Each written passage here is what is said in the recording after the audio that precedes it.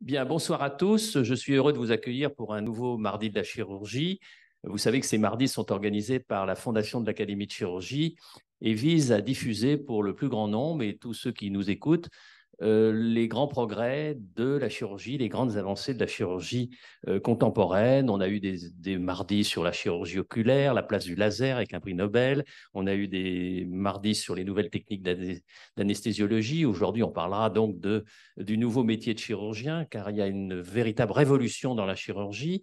On en a parlé déjà peut-être au moment de l'anesthésie. Et je voudrais remercier tout particulièrement Karim Slim, qui est chef de service qui était, je crois, mais qui est encore un petit peu. Il est au voisinage de la retraite. Nous sommes tous les deux grisonnants, mais encore très au fait. Et surtout, Karim Slim a été responsable de deux entités tout à fait particulières. D'une part, GRACE, qui est en fait, qui veut dire la réadaptation augmentée en chirurgie, on verra, la réhabilitation plus exactement. Et puis deuxièmement, il s'intéresse, et nous avons tous les deux collaboré à des idées modernes aussi de ce qu'on appelle la chirurgie éco-responsable. C'est-à-dire, vraiment, il y a une tendance actuelle à modifier la stratégie chirurgicale, à la fois dans sa conception, dans son déroulement, dans la prise en charge du patient, avec toujours comme finalité améliorer le suivi post-opératoire tout en gardant bien évidemment les mêmes succès thérapeutiques et la progression avec des liens avec tous les services de médecine, tous les services de radiologie pour essayer de faire avancer au mieux le progrès médico-chirurgical pour la prise en charge des patients. Alors, pour débuter cette soirée, je voudrais rappeler en 2 secondes la fondation de l'Académie de chirurgie. Elle a été créée maintenant il y a 5 ans environ et elle travaille en relation étroite avec l'Académie nationale de chirurgie, que beaucoup d'entre vous connaissent et qui réunit les 13 spécialités chirurgicales dont l'esprit est de diffuser au niveau déjà du corps chirurgical entre eux, si vous voulez, entre les chirurgiens entre eux, tous les avancées de la chirurgie, mais également de veiller à la formation et à la réalisation et à la production de la meilleure chirurgie possible et également à sa diffusion pour faire connaître la chirurgie française dans l'ensemble du monde. Nous avons une langue qui est de moins en moins parlée, mais nous veillons beaucoup à ce que les techniques chirurgicales soient largement diffusées au-delà de toutes les langues.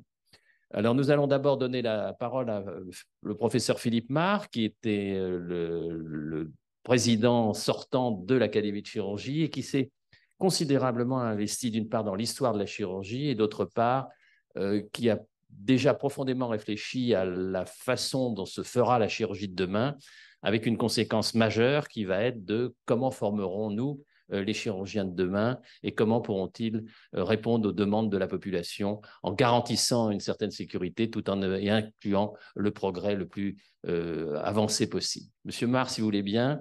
Et ensuite, nous débattrons avec Karim Slim, que je vous ai déjà présenté, et 3 autres orateurs. D'une part, un orateur qui fait partie de l'Académie de chirurgie, qui est le professeur Jean-Claude Couffinal, qui est spécialisé en chirurgie thoracique et vasculaire et qui nous parlera de la place des robots en chirurgie. Le docteur Olivier Raspado, qui a travaillé beaucoup en collaboration avec Karim Slim et qui maintenant travaille à Lyon et qui s'est spécialisé dans tous les outils numériques qui nous servent maintenant en chirurgie. Et enfin, on a la chance d'accueillir une brillante chirurgienne de Strasbourg, Madame Silvana Peretta, le professeur Silvana Peretta, qui clôturera cet entretien de ce soir en nous donnant encore des perspectives qui déjà sont en place, mais encore pouvant aller plus loin dans les nouveautés et les innovations en chirurgie. Monsieur Marr, si vous voulez bien nous débuter, je vous remercie. Bonsoir à tous. Nous allons faire très rapidement un survol des 50 dernières années de la chirurgie en France, 50 dernières années qui ont connu des bouleversements considérables, aboutissant à une situation extrêmement complexe. Au milieu du XXe siècle, le statut du chirurgien a connu un zénith, célébré par Paul Valéry dans son discours aux chirurgiens prononcé le 17 octobre 1938 au 82e Congrès français de chirurgie à l'invitation de son président, Henri Mondor. Je le cite. « Ayant exprimé ma gratitude et mon insuffisance, je me dois de célébrer la puissance de votre art, les mérites insignes des artistes que vous êtes, vos talents, vos vertus, les chefs-d'œuvre de vos mains, les prodiges des bienfaits qui s'imposent aux connaisseurs et aux bénéficiaires. » Depuis lors, le statut de chirurgien a été bouleversé par les évolutions institutionnelles, professionnelles, sociales et technologiques que nous connaissons. Mais la personnalité du chirurgien n'a fondamentalement pas changé. Comme le rappellera plus tard René Le Riche, je le cite, « Il apporte beaucoup à l'humanité que les chirurgiens demeurent ceux qu'ils doivent être, des serviteurs compréhensifs et respectueux de l'homme malade. » Étymologiquement, en grec ancien, le chirurgien est en effet le médecin qui soigne avec les mains, dans la tradition de l'excellence de la pratique médicale enseignée par Hippocrate. Mais avec ses mains, le chirurgien s'introduit dans le corps du patient. Cela implique des qualités de dextérité, de maîtrise du geste et de maîtrise de soi. Affronter avec succès des situations difficiles pouvant être imprévues et périlleuses suppose du tempérament. Faire accepter cette intrusion par le patient et son entourage nécessite de l'empathie, du respect et un professionnalisme justifiant qu'on ait confiance dans la compétence du chirurgien. Assumer ses responsabilités avec humanité fait alors naturellement du chirurgien un chef d'équipe qui coordonne les efforts de tous pour le soulagement et, si possible, la guérison du patient. La modernité est venue bousculer cet équilibre harmonieux. L'évolution technologique, la protocolisation administrative, les bouleversements institutionnels et sociétaux dans tous les domaines de sa pratique ont tendance à réduire le chirurgien au statut d'opérateur. Statut qu'il partage maintenant avec les praticiens faisant des gestes appelés interventionnels, nés de la miniaturisation des procédures mini-invasives. L'importance prise par l'apparition de techniques toujours plus innovantes favorise une tendance à l'hyperspécialisation des opérateurs dans des centres experts fonctionnant en réseau. Ils risquent alors d'être considérés comme des techniciens supérieurs interchangeables, comme des praticiens de tableaux Excel remplissant des plages opératoires disponibles, qu'ils soient issus des filières chirurgicales ou qu'ils soient issus des filières médicales. Leur place dans l'organigramme hospitalier public ou privé, universitaire ou non, dépend alors des compétences qu'ils ont acquises et des réponses en matière d'équipement apportées par le système de santé actuel aux besoins des patients dans les différentes régions de France. Que reste-t-il alors maintenant du maître célébré par Paul Valéry comme un véritable artiste?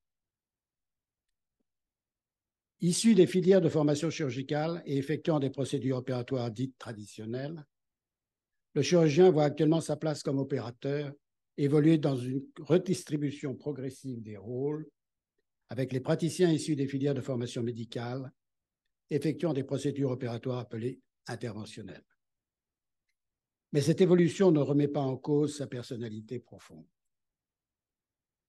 Le chirurgien reste d'abord un artisan spécialisé. Certes, les procédures opératoires manuelles ne sont plus l'apanage du seul chirurgien.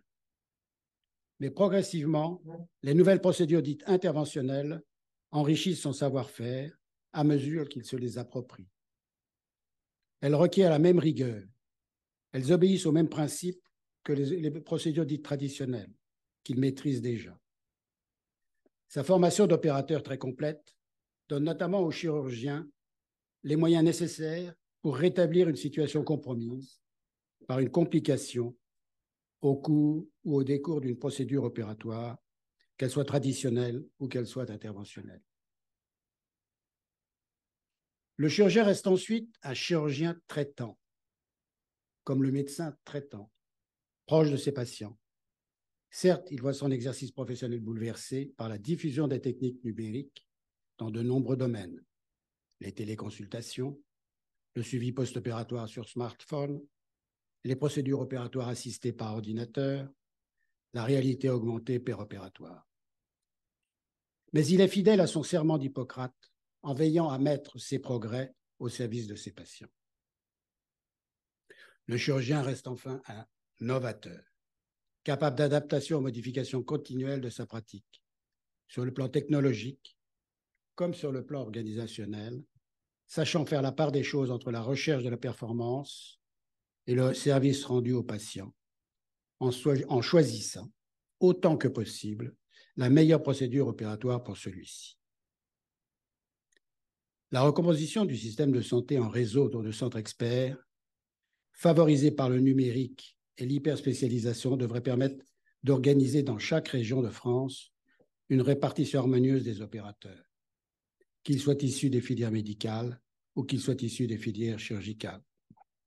Cette répartition devrait se faire en fonction des compétences acquises par chacun d'entre eux, en fonction des besoins des patients et en fonction des moyens technologiques disponibles. Le chirurgien conserve ainsi, par sa formation très complète, une place essentielle dans l'évolution de l'organisation des soins en France. Il est un médecin au service des patients qu'il soigne avec ses mains. À ces qualités humaines traditionnelles s'ajoute la faculté de s'adapter à la modernité, la liberté d'innover et les moyens de dépasser les procédures opératoires devenues obsolètes. Si certains chirurgiens sont toujours des artistes, comme il en existe dans tous les domaines de l'activité humaine, le chirurgien est d'abord un artisan spécialisé, reconnu pour sa compétence technique, tout en restant un véritable chirurgien traitant à l'écoute de ses patients et un opérateur maître à tout moment de ses décisions. La chirurgie reste malgré tout un art pour l'essentiel. Je vous remercie. Merci beaucoup, Monsieur Mar. Sur ces réflexions un peu, qui vont bien ouvrir le débat sur ces réflexions qui sont un petit peu, j'allais dire, historiques et philosophiques, montrant bien les difficultés depuis Paul Valéry, c'est-à-dire de ce chirurgien qui est un artiste et qui travaille avec ses mains et qui est un empathie. Et donc, toute la difficulté, et c'est maintenant, je vais donner donc la parole à Karim Slim, puisque toute la difficulté, c'est comment faire pour que ce chirurgien nouveau s'adapte à cette nouvelle chirurgie. On l'a vu, on va le voir au cours de cette soirée avec des nouvelles technologies, des nouvelles voies d'abord. Il est clair que M. Mar nous l'a bien dit, il doit garder quand même une certaine empathie. Je crois qu'il y a une chose auquel Karim Slim acquiescera, avec moi, sera tout à fait d'accord avec moi, c'est que, et on le voit bien notamment en cancérologie, je me tourne vers les chirurgiens ici qui font beaucoup de cancérologie, c'est important d'avoir un responsable dans une équipe. Alors, il reste à savoir si c'est cet opérateur qui sera responsable ou pas. Je crois que M. Mar a bien illustré que, de toute façon, il est fondamental que si le chirurgien veut rester le chirurgien, il ne peut pas être uniquement un pur technicien. Il doit garder une relation empathique avec son patient. Et ça, c'est une chose dont on pourra parler peut-être dans le débat. Alors, je vous avais introduit M. Slim, qui vient de Clermont-Ferrand. Je le remercie encore. Et qui a mis RAC, il va vous expliquer ce que ça veut dire, et fait un nouveau modèle de soins, puisque finalement, pour arriver à répondre à toutes ces évolutions dont a parlé M. Mar, il faut arriver à trouver une modification de la prise en charge des patientes depuis, j'allais dire, la première consultation, même l'envoi du médecin traitant jusqu'aux suites post-opératoires. Et donc, Karim Slim va vous expliquer comment on aménage maintenant le parcours d'un patient et qu'on a vraiment un véritable modèle de soins nouveau pour cette nouvelle chirurgie. Monsieur Slim, c'est à vous. Merci beaucoup, Richard. Merci pour l'invitation. C'est un plaisir de parler dans cette enceinte. RAC, alors RAC, c'est réhabilitation améliorée en chirurgie. Initialement, on disait réhabilitation améliorée après chirurgie, et on a vite compris, grâce à la préhabilitation, c'est-à-dire la préparation des malades à la chirurgie, que la réhabilitation commence déjà avant la chirurgie. Il faut réhabiliter les malades pour les opérer dans de meilleures conditions. Donc, c'est ça le mot RAC. Et moi, je vous parlerai surtout d'un aspect organisationnel de notre métier. Très peu de techniques chirurgicales, mais nous pourrons en discuter aussi, notamment concernant la voie d'abord, etc., sachant que la chirurgie est un art, mais c'est aussi une science. Et c'est aussi une science de l'organisation de nos soins. Alors, initialement, dans les années 90, avec notamment Henrik Kellet, le chirurgien danois, qui a lancé ce qu'on appelle en anglais ERAS, c'est-à-dire Enhanced Recovery After Surgery. Désolé pour les francophones, mais nous avons cette RAC, et l'aspect initial et premier de la RAC, c'est qu'elle diminue la morbidité post-opératoire globale et qu'elle diminue la durée de séjour.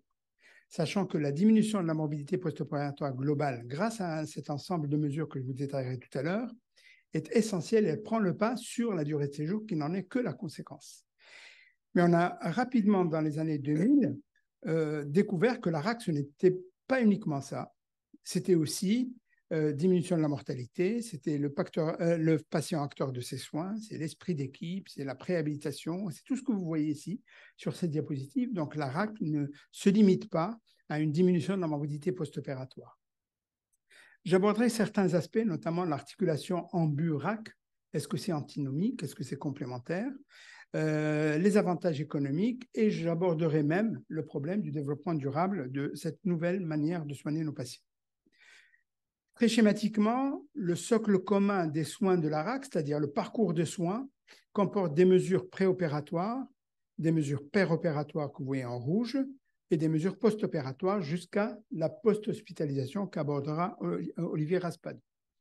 La préhabilitation, c'est la préparation des malades à la chirurgie pour diminuer la morbidité post-opératoire. Certaines mesures, notamment le jeûne qu'on pensait être nécessaire depuis la veille de l'opération, maintenant on sait très bien qu'un jeûne au liquide clair, 2 heures suffisent, et on est même en train de faire des études pour permettre les liquides clairs jusqu'au bloc opératoire. Ça a été démontré par les Hollandais, etc. Tout cet ensemble, c'est la chasse aux tuyaux qui tiennent le malade au fond de son lit. Le malade peut rapidement se mobiliser grâce à ça.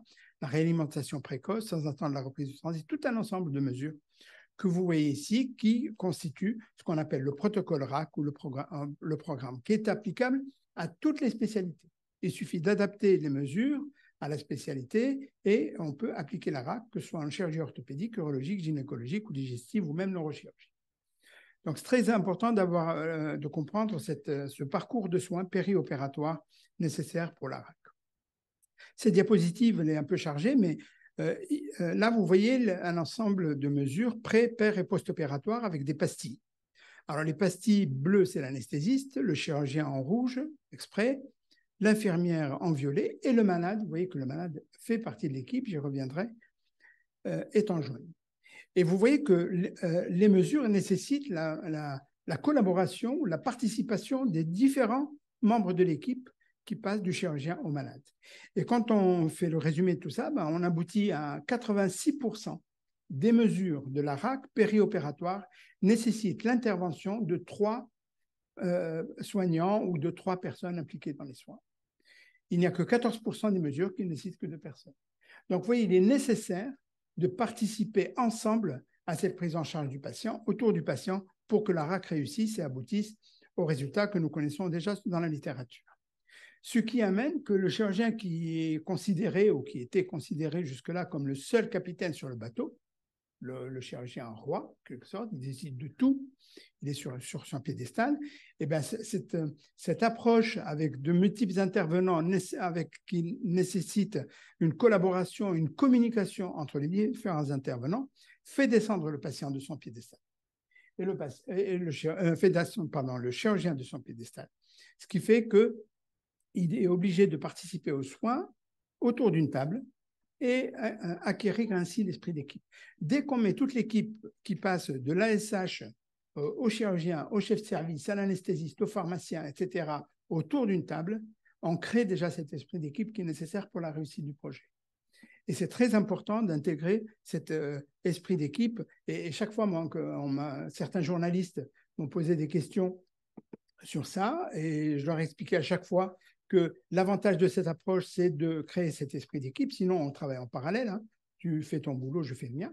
L'avantage, c'est l'esprit d'équipe. Et les journalistes me demandaient, c'était pas comme ça avant? Non, c'était pas comme ça avant. C'était un acquis de la réhabilitation améliorée.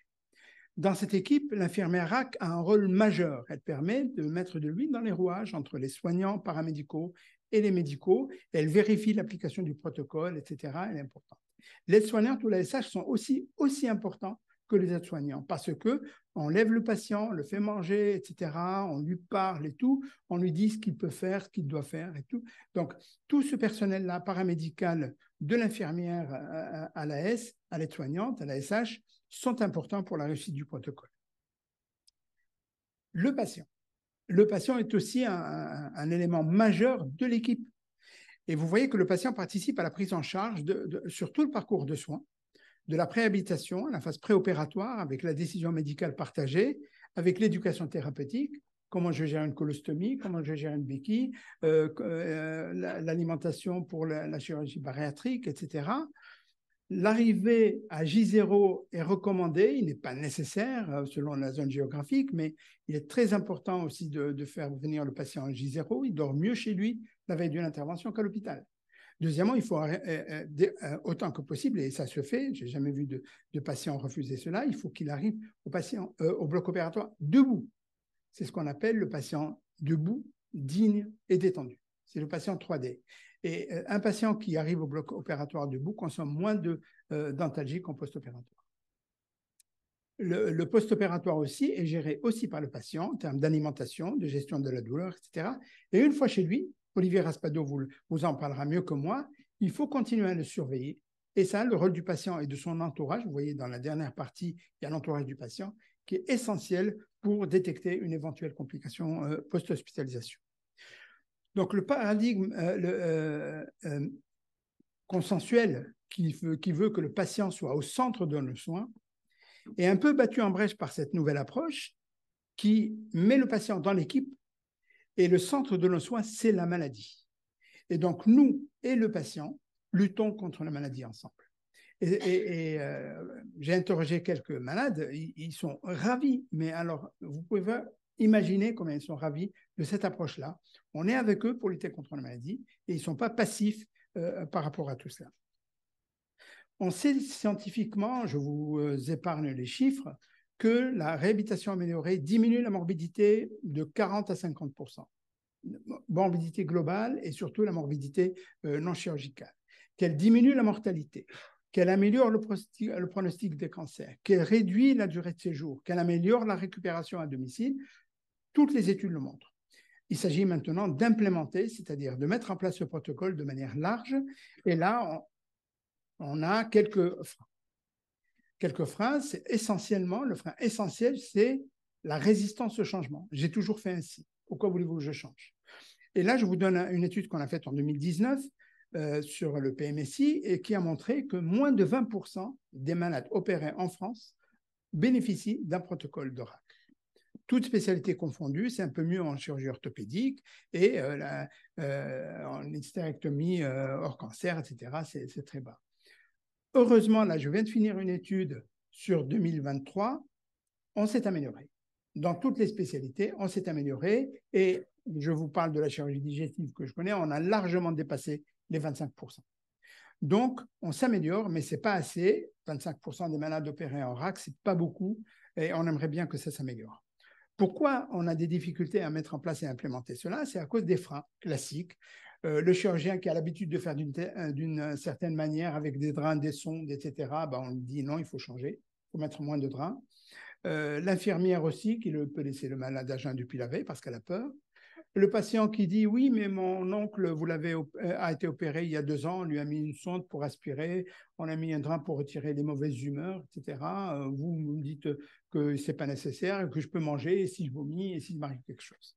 L'administration croit que c'est coûteux. Je vous montrerai que non. Et les anesthésistes, avec leurs habitudes, les anesthésistes sont les moins réticents à ces protocoles-là. Maintenant, une autre partie de ce topo, c'est l'articulation ambu-RAC. Nous connaissons tous l'ambulatoire. Maintenant, nous découvrons la réhabilitation améliorée. Et c'est quoi? Est-ce que c'est antinomique? Est-ce qu'il faut mettre le malade en ambu? Est-ce qu'il faut le mettre en RAC, etc., selon sa pathologie? En fait, il n'y a pas de différence. Ce sont des jumeaux, en quelque sorte, bien des jumelles, et l'approche est pratiquement la même. C'est un parcours de soins balisé, un chemin clinique, on sait qui fait quoi et à quel moment, et le malade fait partie de l'équipe. Donc, peu importe qu'il soit RAC ou ambu, s'il remplit les critères de sortie, qui sont les critères objectifs de sortie, s'il les remplit à J0, il sortira à J0. Et c'est de l'ambu. S'il ne les remplit pas à J0, du coup, ça sera de la RAC et sortira à J1, J2, J5 selon son état. Et il faudra continuer à le surveiller après. Donc, on est en train de voir un nouveau mouvement qui pointe, c'est la fusion entre les deux concepts. Et ça peut aboutir à notre système d'hospitalisation. Et ça, c'est un sujet à débattre avec l'autorité de tutelle, avec les zones ambu et les zones RAC qui sont séparées. Peut-être qu'il ne faudrait plus les séparer et que le parcours de soins soit unique pour tout le monde. Ah, c'est une petite boutade, hein. C'est le malade qui dit au patient, docteur, je suis là pour une chirurgie colorectale, et le médecin qui lui dit, je sais, c'est déjà fini, vous sortez dans 1 heure. Ça, c'est un rêve, hein. Vous avez très bien imaginé que ça ne se fera pas tout de suite. Donc, la RAC aboutit, comme je vous l'ai dit, elle a une sortie précoce des patients. Je vous prends ici l'exemple de la chirurgie rectale, colorectale. On a la chirurgie à J0. Le malade est hospitalisé classiquement sans RAC au bout de 10 jours, 11 jours. Hein, jusque-là, c'était la durée commune. Et dans la chirurgie colorectale, la fistule apparaît généralement autour de J4, J5, J6.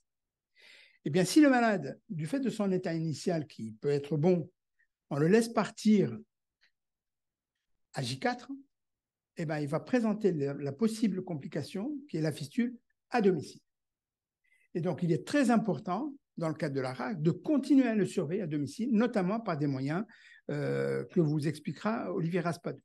Donc, si on veut faire de la RAC, OK, mais il faut veiller à continuer la surveillance post-opératoire. Et ça va être le cas de toute manière. On est dans un mouvement où la durée hospitalière va être de plus en plus courte et la surveillance des malades avant la chirurgie et après la chirurgie va être de plus en plus longue et de plus en plus importante. Maintenant, est-ce que la RAC a des avantages économiques? Là, je vous donne quelques exemples. C'est l'étude qu'on a faite avec le PMSI et la TIH qui a été publiée dans une revue économique qui montre que si on fait de la RAC, quelle que soit la spécialité, en moyenne, on gagne 1 000 € par patient opéré. On gagne. Généralement, les innovations coûtent de plus en plus cher. Chimiothérapie, robots, etc. Là, on a une innovation organisationnelle qui nous rapporte de l'argent.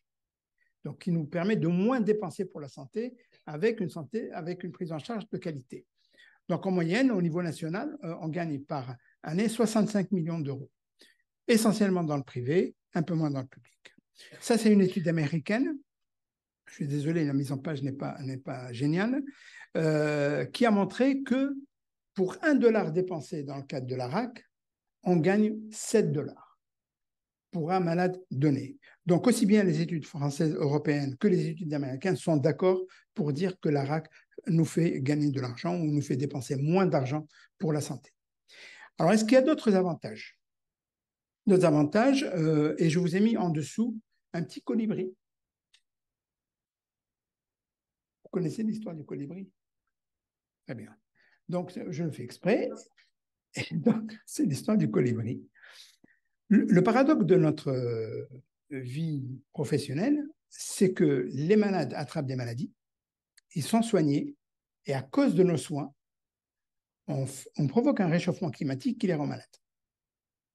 Donc, c'est un paradoxe de nos soins qu'il faut résoudre d'une manière ou d'une autre.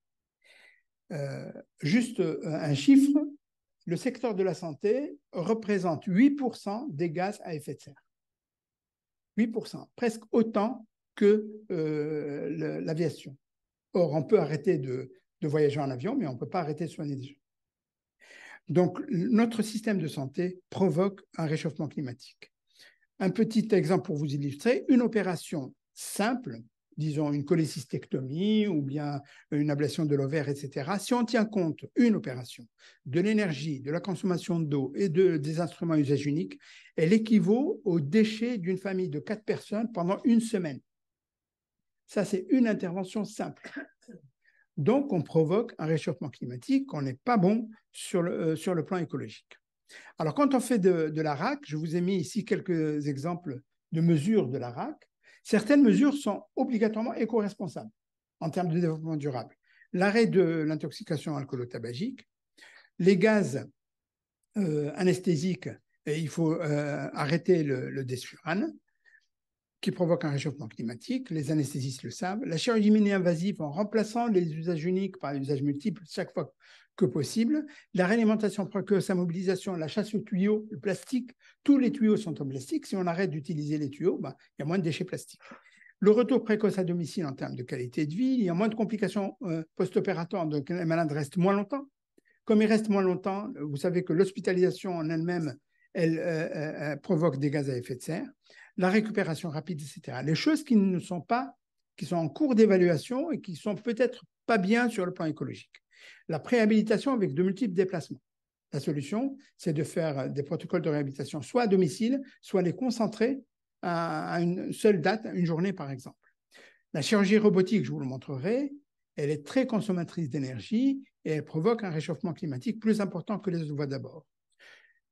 Secondairement, les monitorats, etc. Et vous voyez qu'il y a une partie de la RAC qui est très éco-responsable, mais une partie aussi qui l'est moins et qu'il faudra essayer de résoudre. Cet exemple de chirurgie mini-invasive, vous voyez ici, c'est une étude qui a été faite il y a quelques années, qui a montré que si on utilise la laparoscopie, on a un impact CO2 ou une empreinte CO2 40% plus importante que la laparotomie, mais on ne va pas revenir à l'âge de pierre. Hein. On continue à faire de la chirurgie mini-invasive. En revanche, quand on compare la chirurgie mini-invasive au robot, le robot est responsable de 36% de plus que la laparoscopie simple en termes d'empreinte carbone. Gardez ça en tête. Pour les indications du robot, est-ce qu'il faut le diffuser largement ou bien pour les indications uniquement validées scientifiquement, etc., etc. Tenir compte de cet impact écologique dans la prise en charge dans le robot. Donc, en termes de récupération, les chirurgiens généralement sont des techniciens. Donc, ils commencent par mettre en place le robot en urologie, etc. Ils voient que le malade se porte bien en robot. Et il voit, secondairement, si la RAC apporte quelque chose. Vu les données scientifiques que nous avons en termes d'efficacité, entre RAC et robot, moi, je préfère changer. Je préfère mettre en place la RAC pour laquelle on a des arguments, on a des preuves scientifiques qu'elle marche, et voir si le robot ajoute quelque chose. Je suis pour le robot, mais commencez d'abord par la RAC pour laquelle on sait qu'il y a un effet en termes de récupération. Donc, nous sommes devant une innovation qui est bénéfique pour les patients. Je vous l'ai dit, ils se sentent mieux en post-opératoire, ils ont moins de complications, ils restent moins longtemps à l'hôpital. Elle est bénéfique pour les équipes parce qu'on apprend à travailler ensemble. C'est une occasion en or hein, pour nous apprendre à travailler ensemble, concevoir des protocoles, etc. Elle est bénéfique pour la société parce que la santé coûte moins cher. Et elle est aussi très probablement bénéfique aussi en termes de climat parce qu'on diminue l'impact carbone de nos soins. Merci de votre attention. Merci beaucoup, Karem. Je propose pour continuer dans la RAC, si vous voulez, si je demande, j'ai oublié de le dire tout à l'heure à tous les gens qui sont connectés de bien poser leurs questions. Préparez, il y a un chat, je ne sais pas si Élodie qui est là a des questions qui commencent à arriver, mais je vous propose pour continuer, puis on fera un débat sur ce nouveau paradigme d'une modification d'équipe et organisationnelle qui paraît simple comme ça quand on l'entend exposé par Karem, mais qui n'est pas toujours facile. Je vous propose d'écouter Olivier Raspado, qui n'a pas pu se déplacer, qui est en ligne et qui va nous montrer comment justement on peut réagir, puisqu'un des grands problèmes qu'on avait dans ma génération pour la chirurgie, c'était bien évidemment le problème de la complication post-opératoire et de passer à côté. Alors, on gardait les gens éventuellement 5 jours, 6 jours, 10 jours. Si la complication arrivait au 12e jour, on avait une caractéristique, c'est qu'on n'était plus du tout au courant de ce qui se passait pour le patient puisqu'on ne gardait plus de relation. L'idée moderne, et on va avoir un outil que va nous présenter M. Raspado, c'est de dire on peut le faire sortir très tôt et on a des outils pour le surveiller à domicile, aussi bien qu'à l'hôpital, voire parfois mieux. C'est justement ce qu'on va essayer de montrer. En sachant bien évidemment, là encore, si vous voulez, que les problèmes organisationnels ne sont pas si simples. Combien d'entre vous ont déjà essayé, par exemple, de joindre un service hospitalier en post-opératoire et le standard qui ne répond pas et on vous met tapez le 1, faites le 2, faites le 3 et donc tout ça est très difficile. Et donc tout ça paraît peut-être simple, mais en tous les cas, progresse de façon considérable et on peut réduire l'hospitalisation. On rejoint cette idée donc ambulatoire et RAC et journée, donc pas d'hospitalisation, mais il faut que le système de suivi post-opératoire garantisse la sécurité et qu'on montre clairement qu'il n'y a pas plus ni de morbidité, ni bien évidemment de mortalité quand le patient est rentré chez lui. Monsieur Raspado, encore merci d'être là. Et je crois que vous avez développé vous-même un outil tout à fait performant. Vous nous en parlez et puis on discutera ensuite des 2 communications de Monsieur Slim et de vous-même. Merci, docteur Villet. Merci de me donner la parole. Bonsoir à toutes et à tous. Olivier Raspado, donc je suis chirurgien viscéral et robotique à l'infirmerie protestante, qui est une petite clinique à côté de la Croix-Rousse à Lyon. Et grâce aux travaux de Karem Slim, j'ai pu étudier l'impact de l'usage de tablettes, de smartphones, de SMS sur l'organisation de notre suivi post-opératoire. Alors, la e-santé, j'y crois personnellement très fort et à ce titre, j'ai pu Mais il y a quelques investissements personnels dans 2 startups françaises qui marchent bien. Voilà, le rationnel, donc pour résumer un peu les propos du professeur Slim, on sait maintenant que on a des durées de séjour réduites après nos chirurgies. Nous avons l'obligation de maintenir la surveillance et de gérer l'apparition des risques chez nos patients à domicile. Par exemple, la plupart du temps, c'est le risque infectieux ou de saignement. Et on ne doit pas passer à côté, on doit éviter ce qu'on appelle l'échec de prise en charge. Ces outils, on va le voir, permettent de gérer ce cas de figure. Ils servent également à préparer les patients, les rassurer, les motiver pour qu'ils soient acteurs de cette prise en charge.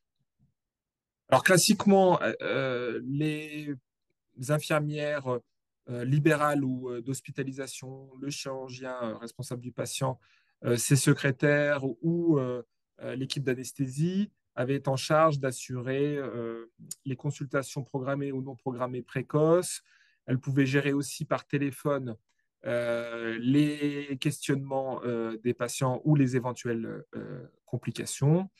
On avait pour habitude récemment d'anticiper les sorties avant l'entrée, car tout ça est chronophage. Donc, on devait, par nos lettres, nos courriers adressés à nos correspondants, indiquer le jour, le type de geste, la date de sortie pour anticiper.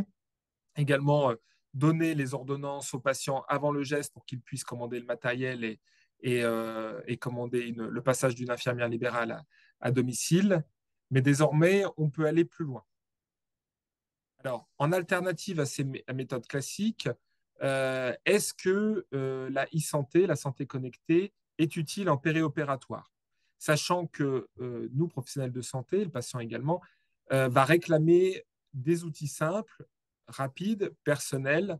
Donc, il faut que cette définition, ces contraintes soient respectées par les outils de e-santé. On va les énumérer en passant de la moins technique à la plus complexe. Donc, j'avais envie de vous parler dans un premier temps de systèmes automatisés par des messageries sécurisées, enfin des SMS. Alors, les industriels qui ont produit ces outils sont partis du principe que la plupart des Français ont tous un téléphone portable, voire 2. Que c'est un moyen de communication qui est la plupart du temps dans la poche de la personne ou du patient. C'est simple, c'est rapide. Généralement, il n'y a que le propriétaire qui peut se connecter. Alors, pour vous donner un exemple, en post-opératoire, le chirurgien peut décider d'un questionnaire automatique, mais là, les industriels peuvent fournir des questionnaires tout prêts, où le patient va donc recevoir une question qui est si votre température est supérieure à 38, répondez par plus, par thème, enfin voilà. Donc, vous voyez, on est vraiment dans quelque chose de simple et de directement transmis et très efficace.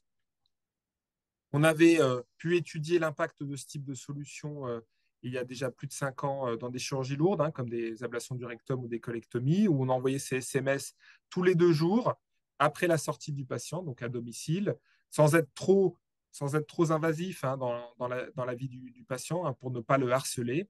Les alertes étaient prédéfinies et puis si jamais le patient répondait positivement à une alerte, le chirurgien ou son équipe recevait un message d'alerte qui déclenchait ensuite une convocation, un appel ou une hospitalisation. Au final, avec ce moyen simple et peu invasif dans la vie du patient, ils étaient globalement satisfaits et observants. Et ça avait pu générer des prises en charge adaptées dans des complications graves comme des fistules. Voilà. Ensuite, il y a eu des usages détournés d'applications mobiles de messagerie instantanée, donc WhatsApp, qui est une application simple et communautaire, où là, on va pouvoir échanger avec le patient des fichiers plus importants, avec des photos de cicatrices, par exemple, des vidéos, des messages vocaux aussi, et puis avoir une communication presque instantanée. Alors là, c'est c'est beaucoup plus simple. Il n'y a pas besoin d'industriel, il n'y a pas besoin d'acheter ou de louer un service. C'est bien sûr peu coûteux. Et puis, les Américains avaient tout de suite remarqué que c'était plus rapide que leur beeper, hein, le système historique qu'ils utilisent aux urgences. Néanmoins, je dois alerter les gens qui sont intéressés par ce type de système. Il n'y a pas de sécurisation propre à un usage médical. Donc, il peut y avoir des problèmes d'identité-vigilance, de confidentialité. Et puis, les données ne sont pas protégées sur des serveurs agréés. On utilise désormais dans les services qui souhaitent mettre en place des surveillances numériques de leurs patients à domicile, ce qu'on appelle des plateformes périopératoires. Alors, généralement, ce sont des web services, hein, c'est-à-dire des sites en ligne qui sont loués hein, en mode SaaS. Le patient peut y accéder dans ces plateformes par tablette, par téléphone ou par ordinateur. Hein, il se connecte, il a des codes. Pour lui, il n'y a pas de surcoût. Ça lui permet de garder un véritable lien périopératoire avec son équipe chirurgicale. Donc, il va d'abord renseigner, après ces éléments d'identité-vigilance, la checklist préopératoire pour vérifier, par exemple, qu'il soit bien à jeun, qu'il a bien arrêté ses anticoagulants. Et puis, en phase 2, après son retour à domicile, cette même plateforme, en lui envoyant des questionnaires réguliers, va pouvoir le surveiller. Donc, ce sont des protocoles que l'on peut moduler en fonction de ce que l'on recherche. Donc, de la fièvre, des douleurs, des nausées, des vomissements. Et puis là, par contre, c'est sécurisé. La grande révolution dans ce domaine, c'est que désormais, ils vont passer dans la réglementation en tant que dispositif médical, d'abord de classe 1, puis désormais de classe 2. Voilà. Donc là, par contre, l'offre est pléthorique avec des acteurs qui se spécialisent essentiellement dans la chirurgie ambulatoire orthopédique, mais aussi deux gros acteurs qui ont fusionné dernièrement, comme Maëla et Feedback, où là, on peut avoir des détections automatiques en fonction des alertes prédéfinies des situations à risque. On a une communication qui se fait bien avec les professionnels de santé, pharmaciens et infirmiers libéraux. On peut même agréger et récupérer des dosages biologiques ou connecter à des objets qui seront placés sur le patient. Un des acteurs fournit aussi une surveillance infirmière déportée. Et à ce moment-là, si vous voulez, on recrée le lien classique qu'on a lorsque le patient est hospitalisé entre lui et le personnel infirmier. Et l'outil numérique s'efface hein, complètement. Donc, il n'y a pas de complexité particulière. Donc, ça, c'est actuellement ce qui est le plus utilisé. Ensuite, on a des choses qui sont plus complexes, dont on ne connaît pas encore réellement les indications, qui sont les objets connectés. Donc là, le patient est porteur de capteurs qui vont pouvoir transmettre des données sur un réseau Wi-Fi ou Bluetooth, par exemple. Les données transférées vont être analysées par un ordinateur, puis simplifiées et résumées sous forme d'une restitution de rapport hein, qui indique si le patient a une baisse de son poids, une augmentation de sa tension artérielle ou autre.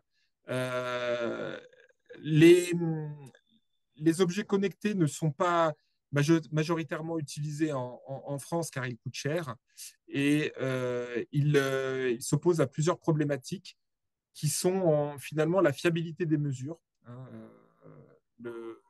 les outils ont, à l'instar d'une Apple Watch, hein, émettent parfois des erreurs rien que dans la mesure de la fréquence cardiaque.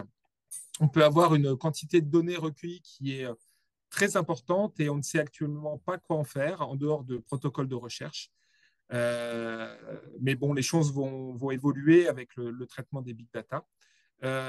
Donc, il y a le traitement de la donnée et puis également, il y a son coût en termes de stockage, hein, puisque cela est fait sur des serveurs agréés et puis ça a un impact aussi écologique. Alors, je dois signaler un des outils strasbourgeois qui s'appelle RDS, qui lui arrive sur un petit patch de quelques centimètres carrés à recueillir au moins 7 variables physiologiques, dont le CG.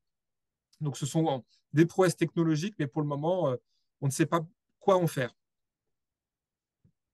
Alors, la véritable révolution à venir, ça va être l'intelligence artificielle et notamment les agents conversationnels. L'intelligence artificielle a été couplée aux outils que je vous ai présentés en premier lieu sur l'usage des SMS pour initier, si vous voulez, avec un chatbot, une conversation auprès du patient, surtout dans un but d'information et de réassurance. Mais l'étape d'après étant d'avoir un outil qui puisse affiner le recueil du langage du patient et détecter une situation à risque. On peut avoir des outils aussi qui vont écouter si le patient tousse, si le patient a des problèmes de miction, si le patient a une voix faible ou peu rassurante. On voit ce type d'outils se développer essentiellement sur des chirurgies très standardisées comme la chirurgie dentaire et l'implantologie ou l'ophtalmologie, car ce sont des bons exemples pour calibrer ce type de machine. Donc, on a d'un côté l'usage positif pour le patient qui n'a pas envie de déranger son équipe soignante, mais qui a besoin d'un renseignement fiable. Bon, là, ChatGPT, c'est un mauvais exemple parce que pour le moment, il n'a pas vocation à réaliser cette mission, mais des outils professionnels médicaux vont s'en inspirer. Et puis, il y a l'autre usage de l'intelligence artificielle qui va être là, à ce moment-là, de traiter de la donnée. Alors, pas forcément via des objets connectés, mais pourquoi pas? Là, ça va donner beaucoup de puissance. Donc, rien que des questionnaires, un interrogatoire, on va pouvoir, sur des recroisements, des corrélations, détecter des situations à risque. Donc ça, par contre, ça va être une révolution très intéressante pour les équipes et le patient. Donc, en conclusion, malgré ces outils de e-santé, l'obligation d'une équipe, c'est surtout de fluidifier le chemin clinique du patient. Donc, des concertations, une organisation de ce chemin clinique avec beaucoup d'anticipation, notamment à la consultation préopératoire, et puis l'apparition de nouveaux métiers comme les infirmières de pratique avancée ou les infirmières de coordination qui vont remettre de l'humain dans ces échanges. Mais la e-santé a toute sa place. Néanmoins, il faut l'évaluer, notamment en termes de performance et de pertinence. Les SMS sont peut-être à réserver sur des chirurgies simples, très standardisées, avec peu de risques, ou voire même des procédures comme l'endoscopie digestive. Les plateformes, elles, ont un impact positif parce qu'elles recréent le lien entre l'équipe chirurgicale et le patient, même en dehors des murs de l'hôpital. On attend aussi beaucoup des objets connectés, mais peut-être pour des procédures plus lourdes. Par exemple, dans ma spécialité, des pancréatectomies. Et puis, l'intelligence artificielle, qui nous est vendue un peu à toutes les sauces, aura également sa place, mais elle doit rester une assistance. Je vous remercie. Merci mille fois, Monsieur Raspado. Si vous voulez, je pense pour rassurer les auditeurs qu'on a vu donc cette première partie qui me paraît extrêmement importante, on n'a pas parlé, si vous voulez, proprement parler de technique chirurgicale. Donc ce que je propose notamment, on ne va pas poser de questions sur la technique chirurgicale qui va être la deuxième partie, qui va être essentiellement gérée par Monsieur Coffinhal et Madame Peretta. Ce que je vous propose là, c'est que je pense que tout le monde a compris, c'est que finalement, le chemin et la technique, si vous voulez, le chirurgien d'avant, qui était donc sur son piédestal, est descendu et qui dit plus bonjour monsieur, bonjour madame, je vais vous opérer demain, vous occupez de rien, tout va se passer comme ça, etc. Donc il y a vraiment une mouvance complète et je vous propose qu'on passe un quart d'heure de débat sur cette nouvelle façon de faire. Et je ne sais pas s'il y a des questions sur le chat. Il y en a quelques-unes et c'est Élodie qui va nous les donner. Moi, je pose juste une question tout de suite à M. Raspado. Si, bien évidemment, tous ces outils sont, et à Carême d'ailleurs, tous ces outils sont très bien, mais à l'hôpital, il faut du personnel pour les gérer. C'est-à-dire que quand on demande des informations, il faut le tri des informations, il faut pouvoir répondre, il faut que le téléphone marche, il faut aussi gérer les problèmes qu'on n'évoque pas, mais qui vont venir peut-être dans les questions. C'est qu'il faut que la personne puisse revenir à l'hôpital, qui la transporte, comment. Donc, il y a toute une... je crois on vit là, dans ce que vous venez de nous exposer tous les deux, un véritable changement organisationnel de la prise en charge par le patient lui-même de sa propre maladie et de sa propre opération. Voilà. Donc, si vous voulez bien, on fait un débat et on donne la parole. Carême va animer le débat et s'il y a des questions, vous me les donnez, Élodie. Allez-y, Élodie. Une première question sur le chat. Est-ce que les chirurgiens accrédités utilisent la RAC? Et en commentaire, la loi dit que le patient a le libre choix de son praticien. Dans les faits, le parcours de soins est une grande loterie. Nulle part, il y a un Gotemio des chirurgiens avec le menu qu'ils offrent, RAC ou pas RAC. Karim va répondre, à ma connaissance, il n'y a pas de chirurgien pas... qui dit vous pouvez choisir entre RAC ou pas RAC. Alors, oui, mais les anglo-saxons ont contourné le problème au niveau des assurances. C'est-à-dire au Canada, aux États-Unis et dans d'autres pays, les assurances sont plus chères lorsque les chirurgiens ne font pas de RAC, lorsqu'ils n'ont pas de protocole RAC mis en place dans leur institution. Parce qu'on considère qu'un malade qui n'a pas de RAC risque d'avoir des complications de manière plus importante et donc prise en charge par les assurances. Et donc les assurances lient la RAC au montant de l'assurance du chirurgien. Mais nous n'avons pas de données françaises sur l'accréditation des chirurgiens et la RAC. On les encourage à faire des chemins cliniques. C'est le rôle un peu de la Fédération de chirurgie viscérale et digestive, mais il n'y a pas de classement des chirurgiens. Monsieur Garin? Oui. Moi, je suis. Ça m'inquiète un petit peu. Où va se positionner les assurances médicales, nos assurances médicales dans la responsabilité lorsque le patient est suivi à domicile. Qui va être responsable? Est-ce que c'est le chirurgien? Est-ce que c'est l'établissement? Est-ce que c'est l'infirmière de coordinatrice, etc. Ça pose un énorme problème. Oui, tout à fait. Tout à fait. C'est la question que je voulais aussi poser avec Olivier Raspadeau. Je peux répondre carrément ou... Ouais. Oui, tu vas répondre. Oui. Quand ça ne marche pas ou quand il y a une complication, qui est tenu pour responsable? Olivier, c'est à toi. Oui, alors, c'est comme d'habitude. En fait, je vous ai dit, ce qu'il faut imaginer désormais, c'est que les murs de l'hôpital ont cédé et qu'il faut envisager la prise en charge comme quelque chose d'extra-hospitalier. Donc, la responsabilité, c'est toujours la même, c'est de l'équipe médico-chirurgicale initiale. Et son obligation, c'est d'assurer la surveillance périopératoire. En fait, ça fait partie de nos obligations. Si vous montrez que vous avez mis en place des moyens, déjà, c'est un bon point pour le service, pour l'équipe, pour le chirurgien. Après, les outils, ce sont des outils qui sont désormais réglementés. Ils doivent, en fait, si vous voulez, montrer patte blanche d'un point de vue on va dire, de la fiabilité de la donnée des données qui remontent. Imaginons qu'il y ait des données qui soient partielles et qui ne remontent pas, que l'alerte ne soit pas donnée, ça peut être de la responsabilité de l'industriel. Ce qui est bien dans ce type d'outil, c'est que la traçabilité est très exhaustive. Donc, on sait en temps et en heure qui a envoyé le message, qui l'a reçu, qui l'a lu et qui a répondu. En fait, c'est pour donner plus de puissance à la relation. Et puis, il faut aussi se dire que dans ces outils-là, il existe des modes dégradés. Imaginons un patient qui n'a pas de connexion Internet, imaginons qu'il y ait une panne de courant, il y a toujours un plan B, un plan C. Donc, en termes de moyens, si vous voulez, il ne faut pas imaginer qu'il faut une équipe de plus. Non, il faut transformer son équipe. Il faut, c'est vrai, une infirmière qui a un petit peu d'expérience parce qu'elle doit gérer l'inquiétude du malade et elle doit gérer aussi des situations où l'on peut être au début d'une complication. L'immédiateté de l'échange, de la communication qu'il y a par exemple, sur ces plateformes avec un mode chat, avec des messages qui sont immédiats, fait qu'on gagne beaucoup de temps. Néanmoins, si le dispositif plante, le patient peut toujours appeler le secrétariat du chirurgien, mais vous savez très bien que là, par contre, c'est soumis à un taux d'échec important. Donc, pour le moment, moi, je dirais que ce sont des outils qui nous font plutôt gagner du temps et rattraper des situations à risque. C'est ça. Et l'autre message que je voulais faire passer, c'était qu'il fallait adapter le mode de surveillance aux conditions du patient. Moi, je prends toujours l'exemple de l'Auvergne, il y a des montagnes, des volcans, etc. Et on ne peut pas imaginer une 5G à Aurillac ou dans un petit bled sur le mont Sancy.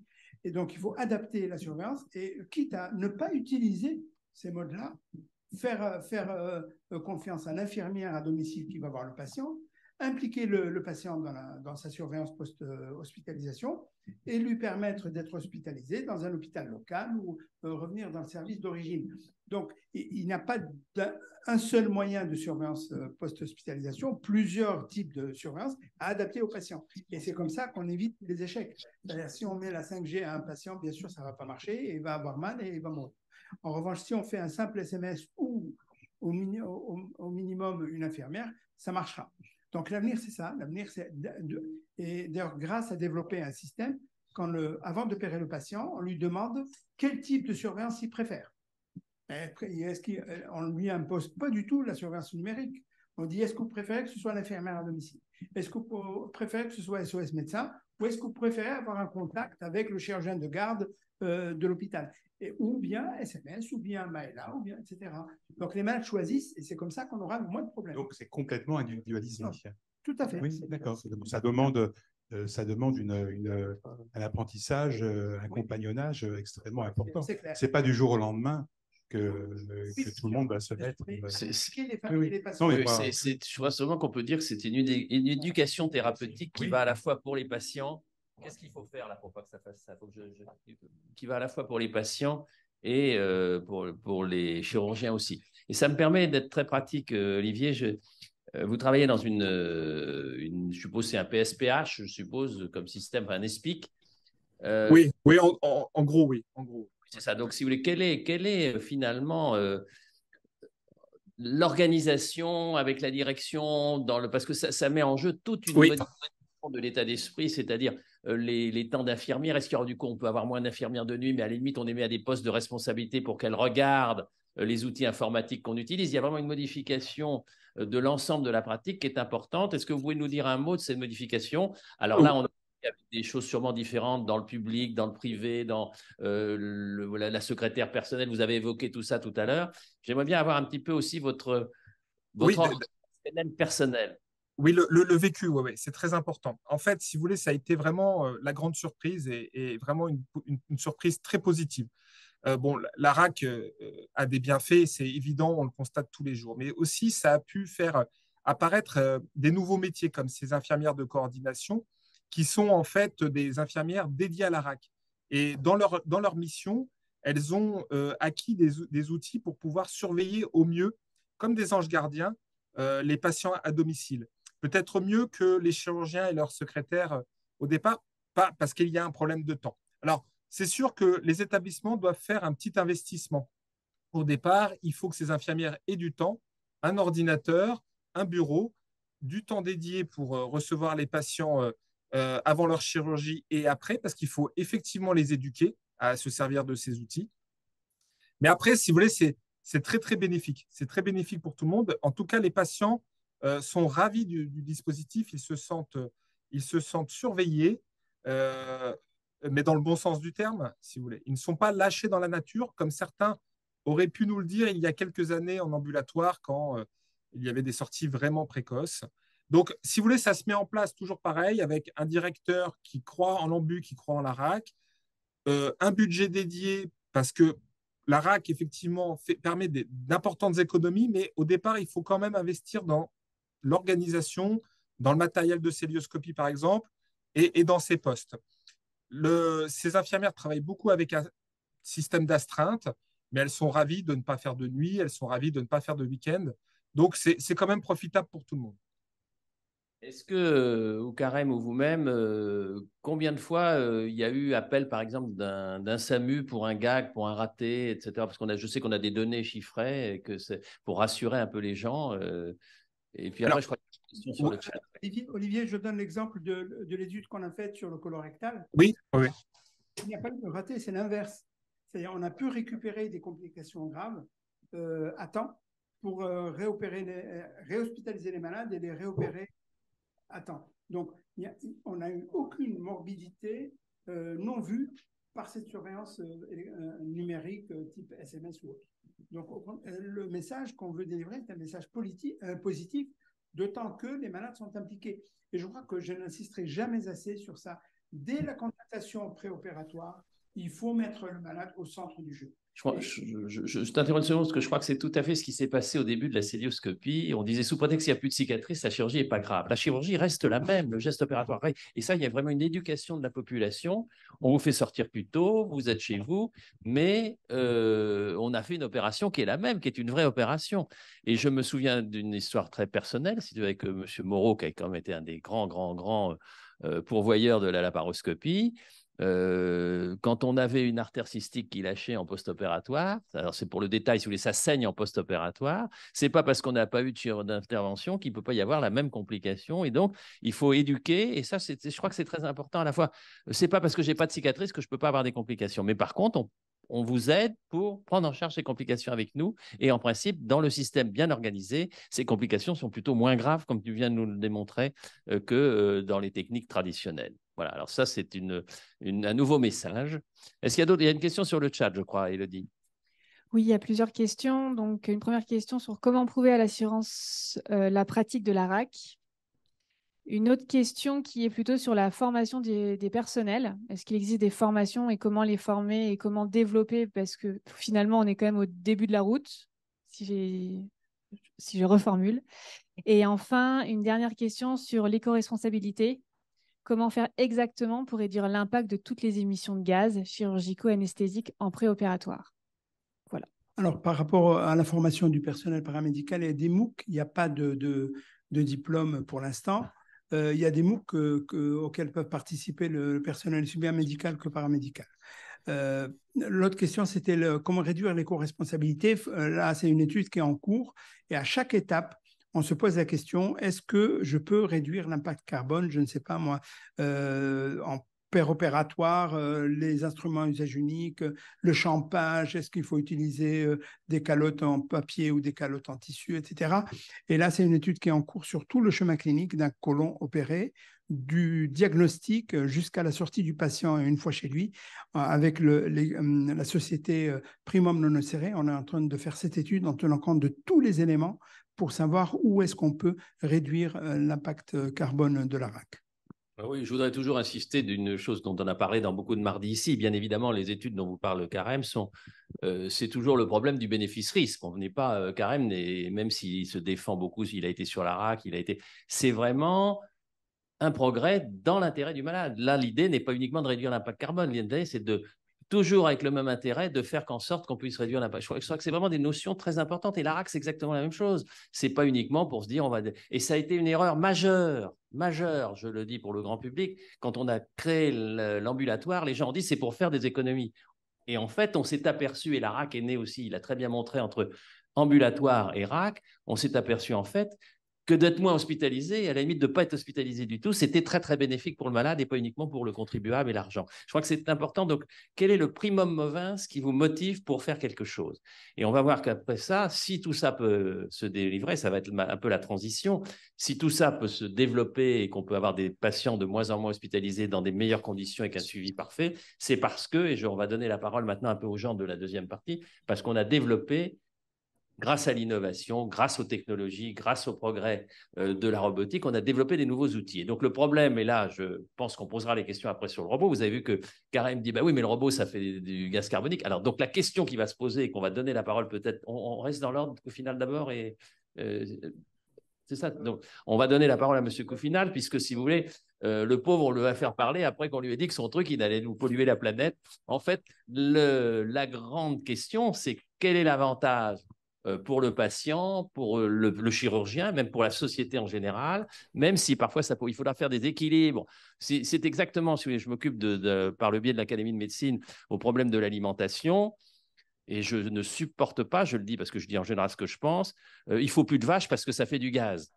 Et on a en ce moment les plus grandes carences en calcium et en protéines chez les enfants parce qu'ils ne mangent plus de viande. Donc, si vous voulez, il faut trouver dans cette discussion des équilibres qui me paraissent le bon sens. Et ça, c'est là où je remercie vraiment Carême parce que c'est toute cette démarche. Alors, quand les gens en parlent beaucoup comme lui, on dit c'est un activiste, etc. Mais en fait, tout ça s'intègre dans une logique et une évolution sociétale qui est extrêmement importante et qui comprend Alors, c'est un mot galvaudé, mais qui comprend la prise en charge globale des patients, de la société. Je crois que c'est vraiment une avancée considérable et on y reviendra également quand on parlera des nouvelles techniques chirurgicales, orificielles ou autres. Monsieur Coufinal, on vous écoute sur le robot. Donc maintenant, s'il y a des questions même qui s'adressaient sur le robot préalablement, n'hésitez pas.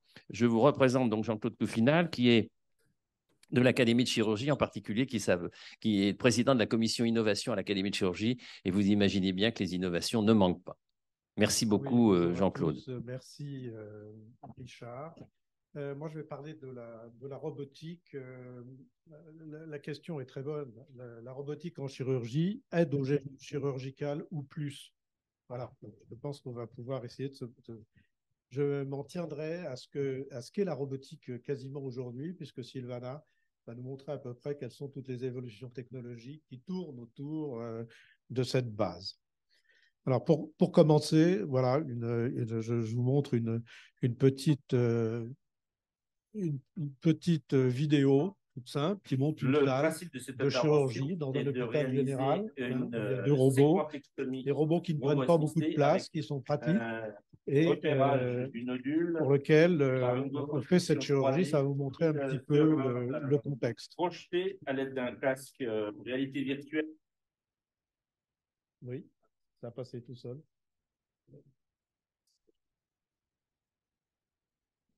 Oui, parce que j'ai des choses à montrer.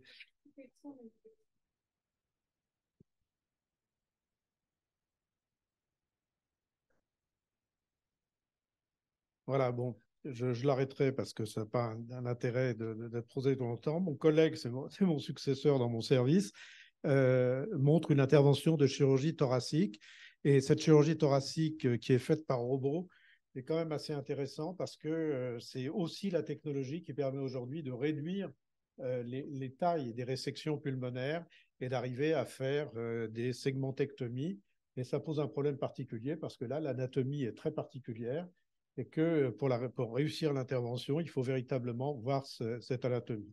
Donc là, je vous montre simplement, je vais montrer la robotique, à quoi elle sert, comment on sait de l'image, enfin de la réalité augmentée pour pouvoir savoir où est-ce qu'on met ces trocars, pour savoir où vont se trouver les vaisseaux, pouvoir les recaler pendant l'intervention pour pouvoir faire correctement cette intervention, en sachant on en parlera tout à l'heure, Sylvana, il y a avant toute une planification, c'est-à-dire une reconstruction, la réalisation d'une partie du jumeau numérique du patient qui permet de se focaliser et d'arriver à faire ce geste simple. Voilà, bon, je passe. Alors, l'évolution de la robotique médicale, on ne va pas se cantonner à cette robotique. C'est un axe de développement excessivement abordant et les robots sont excessivement nombreux. Il y a eu un recensement par les hôpitaux universitaires de Genève qui montrait en 2022, je pense que les chiffres ont beaucoup augmenté dans ce que j'ai vu, que les télémanipulateurs comme celui qu'on a vu, il y en avait plus de 32 en cours, en tout cas accessibles en Europe, d'assistants de guidage, c'est-à-dire pour faire des ponctions, des gestes guidés par l'image, il y en avait 33, des laparoscopies assistées par ordinateur, 9, et pour l'interventionnel, plus d'une vingtaine de matériaux. On parlera tout à l'heure de l'IFU, c'est-à-dire des ultrasons à haute fréquence, parce que ce sont les vrais robots. Hein. Ce sont des vrais robots, ce ne sont pas des outils télémanipulés. Je pense qu'il y en a 30 actuellement en développement et avec de nombreuses interventions faites. Pour la chirurgie traditionnelle telle qu'on l'a vu, il y a 3500 robots dans le monde, il y en a 200 en France, ça monte, 1 500 000 interventions de fait et dans 70 pays.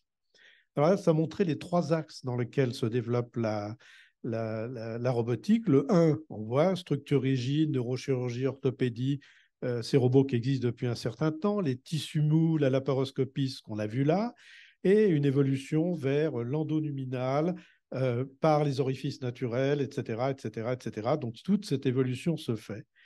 L'axe 2, c'est le contrôle du robot. On est actuellement dans de la télémanipulation. C'est comme si vous conduisiez votre voiture. Hein. mais on peut faire de la télémanipulation, de la co-manipulation, de l'asservissement à partir des images et des programmations, je pense que Sylvana en montrera, dans lesquelles on a des automatisations qui sont en train de se mettre en place. Et puis plein d'autres robots qui sont des bras robots médicalisés, des robots spécifiques pour certains gestes, des instruments robotisés et des robots avec une très belle start-up qui s'appelle Roboté qui travaille sur des modèles de robots intracorporels qui migrent par les vaisseaux par eux-mêmes pour atteindre leur cible. Alors, la robotique, ça sert pas, etc. Moi, je pense qu'on peut s'intéresser à faire une pyramide de Maslow de la chirurgie robotique et d'essayer de comprendre quels sont les intérêts ou en quoi la robotique est intégrée dans l'écosystème chirurgical. Les besoins essentiels, c'est le 1, là, c'est notre premier chapitre, c'est de faire que les gestes mini-invasifs se développent et c'est un problème de démocratie sanitaire, je vais revenir dessus. Assurer une standardisation des gestes chirurgicaux, c'est eux seuls qui permettront l'évaluation de la chirurgie et la formation correcte. C'est un point excessivement important. Et je pense, pour aller pas tout à fait comme Carême, c'est qu'on a une efficience économique très importante dans la robotique. C'est ce que le Danemark a montré, maintenant le Pays de Galles, la Catalogne, etc. Et surtout, je veux dire, ça favorise, en diminuant le taux de chirurgie ouverte, eh bien, on arrive dans la RAC beaucoup plus possible, mais surtout, on passe de ces 76% de plus de laparotomie à des 36%. Donc, on a quand même un gain substantiel excessivement important. L'imagerie virtuelle, je ne reviendrai pas dessus tout à l'heure parce qu'on vient de le voir et Sylvana en parlera, les nouvelles interventions aussi. Je m'attarderai simplement un tout petit peu sur l'intelligence artificielle et les data.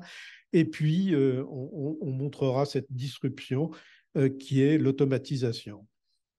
Alors, le geste, c'était la question. Le geste, oui, il y a 7 degrés de liberté. Quand on conduit son robot à la main, on peut faire des sutures.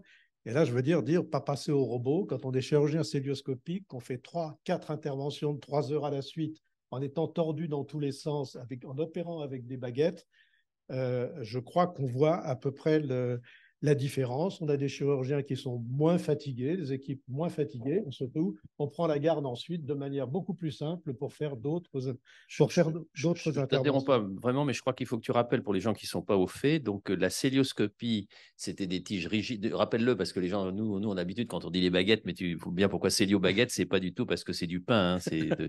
C'est que si vous voulez, quand on fait de la cœlioscopie, monsieur Goufinal va vous le rappeler, on prend des instruments qui bougent que dans avec des instruments rigides et on a, même s'il y a des astuces d'instruments, on n'a pas cette liberté de la main, on ne peut pas faire les sutures, c'est très compliqué ou c'est difficile. Et ça pose un problème d'apprentissage et de courbe d'apprentissage qui fait, on va revenir dessus tout à l'heure, c'est un problème important. On peut avoir 3 bras opérateurs, en bloquer un, travailler avec les 2 autres.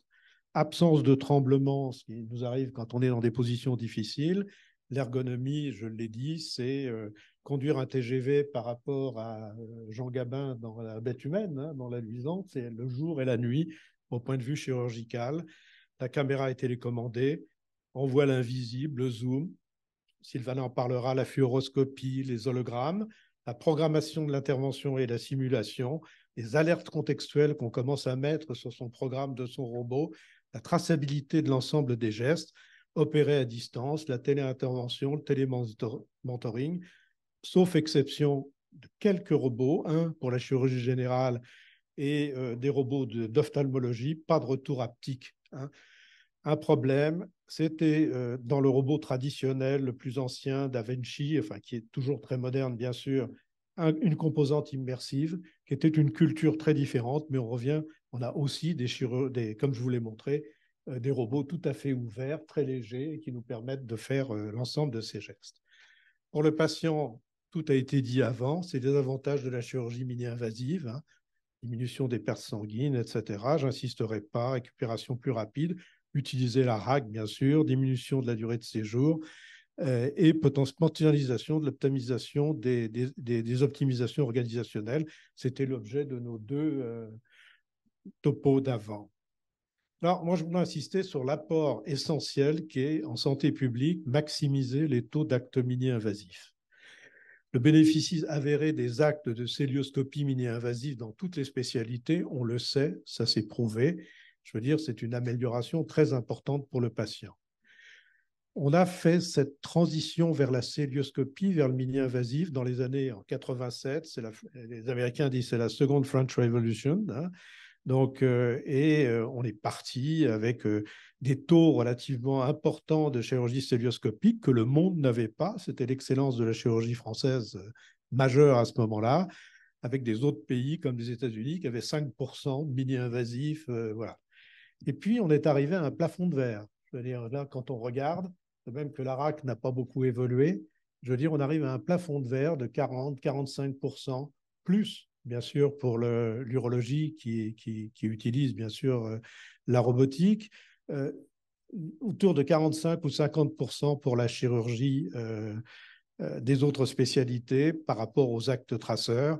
Et là, on se trouve dans le fait que, voilà, pourquoi? Parce que c'est dur de faire de la cœlioscopie, toutes les équipes n'en font pas, le temps d'apprentissage est important, le temps de passer par les internes en compagnonnage autour des patients est réduit, de plus en plus réduit, donc c'est excessivement difficile.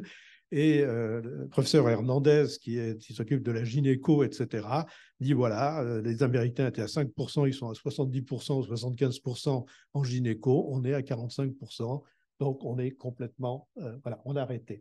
Ça veut dire que tous ces autres patients sont opérés en chirurgie par laparotomie. Donc, c'est un problème de santé publique, de pertinence des soins, de démocratie sanitaire, et il y a une nécessité d'une robotisation ciblée associée au développement spontané qui est en train de se faire. Deux schémas qui montrent le taux d'évolution, en tout cas mondial, c'était en 2017 sur l'urologie. Ceux qui sont robotiques, vous les voyez, arrivent à 80-90%. La France, à 46% de robots, avait encore 30%, dont était à 76% de chirurgie mini-invasive. Et ici, on a très souvent nos urologues qui viennent, hein, M. Valencien, nous dire « Attends, ça ne va pas, ça ne va pas. On a beaucoup de chirurgie ouverte, ça reste encore de manière très importante. » Et quand on regarde le passage au mini-invasif par les structures qui acquièrent des robots, vous voyez la courbe bleue, on se met à avoir des pourcentages de chirurgie mini-invasive qui deviennent excessivement importants. La santé publique. Je fais travailler sur un rapport qui va être en plus actualisé là, à l'ARS sur l'impact sur le soin dans l'Île-de-France par la robotisation. Voilà, on voyait qu'il y avait un taux de robotisation qui était très différent entre Paris, la petite couronne, dans lequel on met bien sûr les Yvelines, mais on enlève le 93, hein, qui fait des zones populationnelles très homogènes, et puis cette grande couronne là du 95, 93, 77, etc. Et on s'aperçoit, quand vous regardez le nombre de populations, que dans la zone centrale, on a un robot pour 240 000 habitants.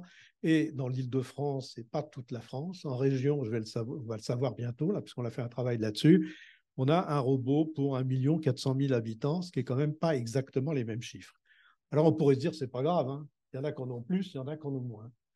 Mais quand on va voir, on prend un marqueur comme la prostatectomie radicale, donc on voit l'accès très important à la robotique dans la zone 1, beaucoup moins importante dans la zone 2, mais surtout quand on regarde les résultats, le taux résiduel de chirurgie ouverte, on a 3 fois plus de chirurgie ouverte dans cette région non robotisée. Ça veut dire qu'on a une offre, je veux dire, on est dans des conditions qui n'assurent pas la démocratie sanitaire, qui n'apportent même pas le même soin, même dans une région comme l'Île-de-France, aux patients. Et quand on regarde les DMS simplement pour un acte, c'est-à-dire celle-là, entre la zone 2, il y a 2 jours et quelques de différence, c'est 1 million d'euros. Si on le ramène à tout ce qu'on peut robotiser, on peut, en 2 ans, amortir toute la robotisation de l'Île-de-France, alors que l'on entend tout le temps dire, voilà, ça coûte cher, etc., etc., etc. Alors, les Danois l'ont bien compris. Nous, on n'a pas eu de santé publique à ce sujet-là, de réflexion. Les Danois ont dit, on fait tout robotique parce qu'on va apporter la pertinence des soins à nos patients et on va apporter véritablement de la démocratie sanitaire. Et puis deuxièmement, on va gagner beaucoup d'argent sur les soins. Hein. Donc ce qu'ils ont fait, et maintenant c'est rentré dans les mœurs. Le Pays de Galles est parti, la Catalogne, et on voit de plus en plus les pays partir sur des programmes de robotisation qui sont généralisés. Alors, le deuxième point qui me semble important, on est toujours dans le 1. Le 1.3, c'est ça permet l'évaluation. On rentre dans quelque chose de complètement différent, dans un monde différent. Donc, la traçabilité, bien sûr, par les data, la vidéo, l'harmonisation, etc., médico-légale, la formation sur simulateur, compagnonnage augmenté, bien sûr, ça doit rentrer dans les formations standards universitaires, le permis de conduire robotique auquel on tient énormément, qui n'existe pas. Il existe des librairies de training procédural qu'on peut faire sur des plateformes robotiques et obtenir des validations universitaires qui sont reconnues dans toute l'Europe, dans certains pays européens, en US, en Angleterre. Et ça nous permet la formation permanente, les certifications initiales, les recertifications, etc. Et de toute façon, c'est comme ça que ça va se faire. Et puis, on fait des communautés d'expérience nationales, internationales. Et c'est les jeunes qui sont là-dedans. Hein. Le Conseil national des jeunes chirurgiens et la GOF pour les gynécos, ils font des protocoles, des routines, des discussions de communautés d'expérience qui sont les situations d'imprévu et des discussions sur les incertitudes. C'est ce que font les aviateurs dans les débriefings de patrouille. Et c'est ce qu'on faisait tout le temps en salle de garde quand on se rencontrait entre médecins à la fin d'une journée pour discuter un petit peu de ces choses auxquelles on ne comprenait rien. Donc, pour Sylvana, je laisse la partie intermédiaire là et je voulais arriver pour terminer sur le diagnostic, l'indication, la planification, l'acte chirurgical et son suivi s'insèrent dans la boucle digitale de la médecine de précision personnalisée telle qu'elle est en train de se développer dans toutes les disciplines. Et nous, à l'Académie de chirurgie, on suit, je veux dire, l'évolution de cette boucle digitale dans les différentes spécialités chirurgicales et on a des dialogues entre les spécialités, beaucoup de présentations qui nous permettent de suivre ça. Vous voyez, ça part, le patient, bien sûr, il a son jumeau numérique, alors ça peut être celui-là pour nous, et pour les autres, c'est de la génomique, les mutations, l'immuno, l'imagerie, etc. C'est mis effectivement comparé à des datas dans des connaissances antérieures, modélisées. On arrive à des propositions thérapeutiques, un planning qui peut être fait, des simulations, des propositions, un système guidé par l'image et ensuite le suivi des patients tel qu'on l'a vu avant avec des données, des datas qui sont numériques et qui sont intégrées pour que la boucle soit totalement fermée. Pour terminer, les robots authentiques, il y en a depuis longtemps. Le robot authentique, c'est celui qui fait tout le geste. Hein. Et le premier, ça a été en 80, la lithotripsie. La lithotripsie, le diagnostic est fait soit par l'IRM, soit par l'échographie. On trouve la lésion, etc. Et c'est l'appareil, je veux dire, qui calcule quel est le schéma thérapeutique qu'il va faire, etc. Alors, l'IFU, ces ultrasons se développent d'une manière très importante, peu en France, parce qu'on a des soucis pour faire valider ce matériel, non pas d'avoir le marquage CE, mais de pouvoir les faire rembourser, alors que ça se développe énormément à l'étranger. L'Académie de chirurgie travaille énormément actuellement avec, je veux dire, les institutionnels, les payeurs et l'ensemble, et surtout l'Agence de l'innovation, pour qu'on puisse faire avancer énormément et changer un petit peu, essayer de changer ce design de ces évaluations. Là, il y en a un, on utilisait d'ailleurs à Argenteuil en expérimentation, c'est le Sonoven, pour faire les veines en ultrasons à travers la peau. Et puis, un beaucoup plus sophistiqué, qui est le CyberKnight, qui est capable de traiter, je veux dire, de choisir, de faire tous les choix pour votre tumeur intracérébrale. Alors tout ça, ce robot, un élément, ce n'est pas simplement un geste, c'est un élément de l'écosystème chirurgical.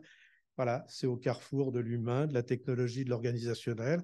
Et c'est toute une autre conférence, discussion qui nous animerait autour de ces sujets qui sont effectivement passionnants.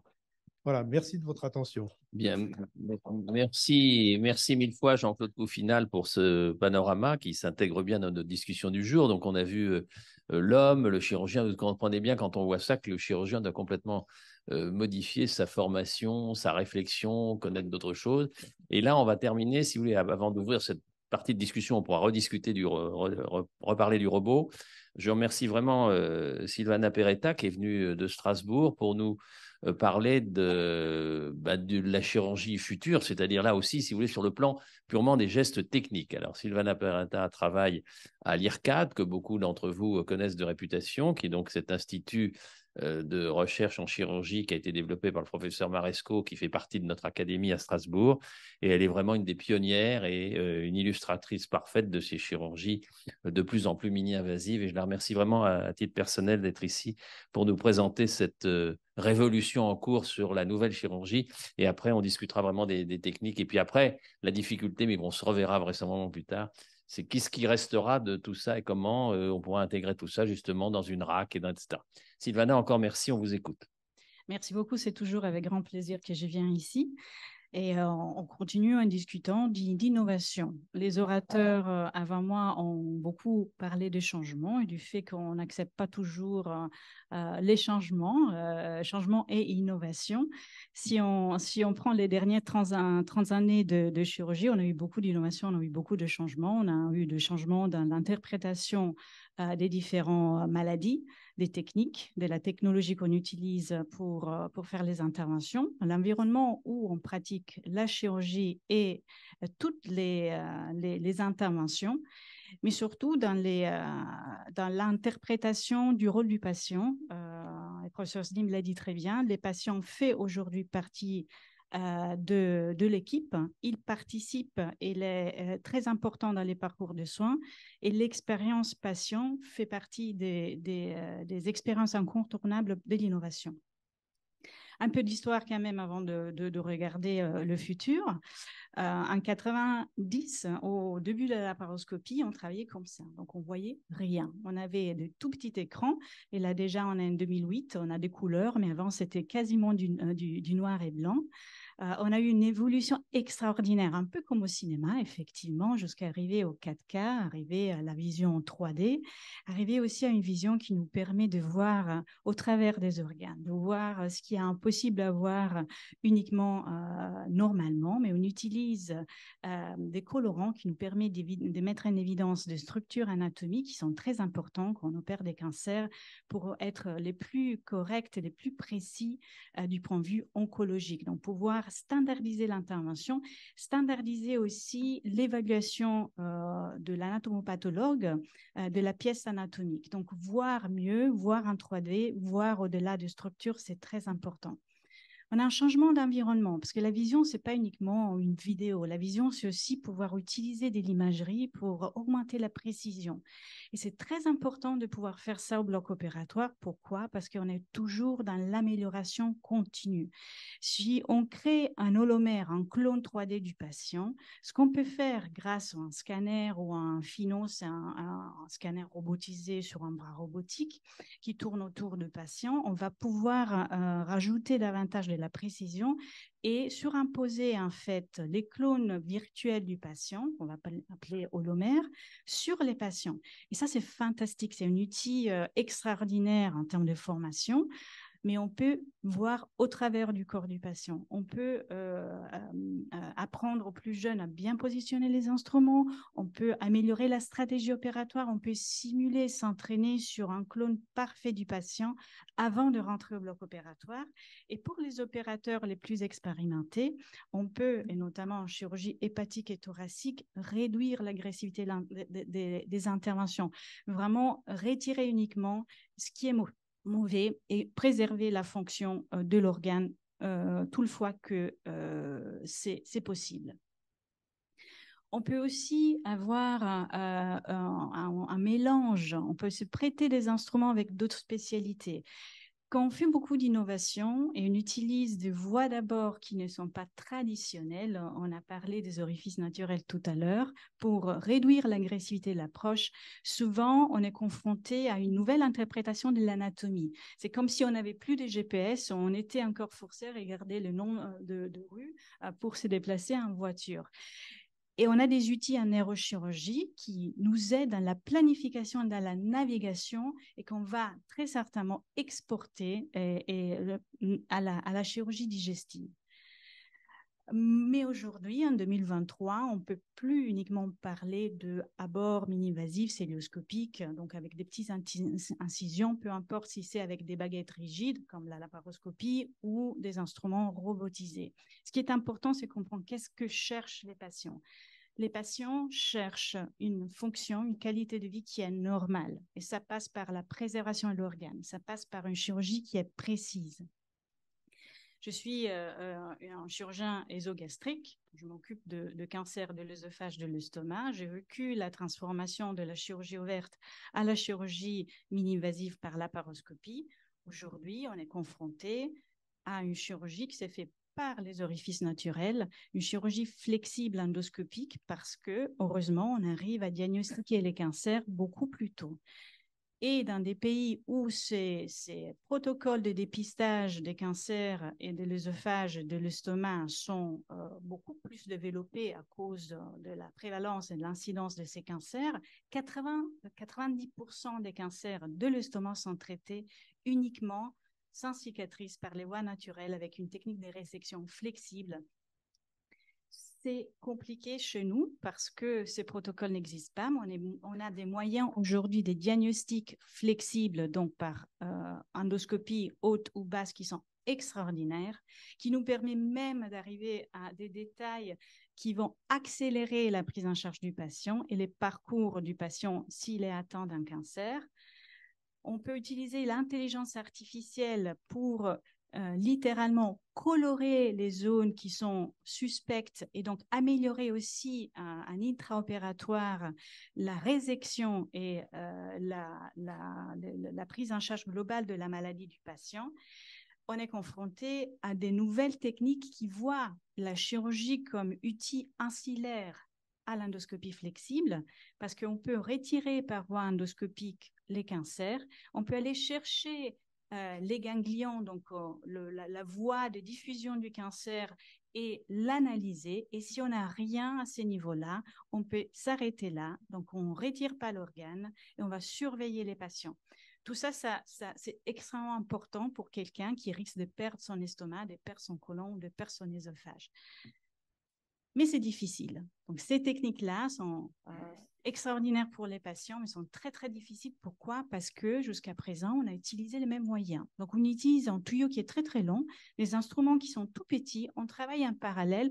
À nouveau, l'analogie des baguettes, c'est comme passer d'une fourchette pour manger des spaghettis à des baguettes chinoises. C'est très compliqué, c'est pas facile, il faut beaucoup d'entraînement et on n'est pas si bon comme nos confrères asiatiques. C'est pour cela qu'on a visé tout sur la technologie, sur l'innovation et on s'est mis à l'aise en fait. On a utilisé le robot pour pouvoir amener ce que nous, on sait faire en chirurgie, trianguler, utiliser les mains, utiliser les instruments et pouvoir retirer des lésions dans l'intestin de façon chirurgicale, de façon efficace, avec une stabilité, une force des outils et une précision qui jusqu'à là n'était pas possible.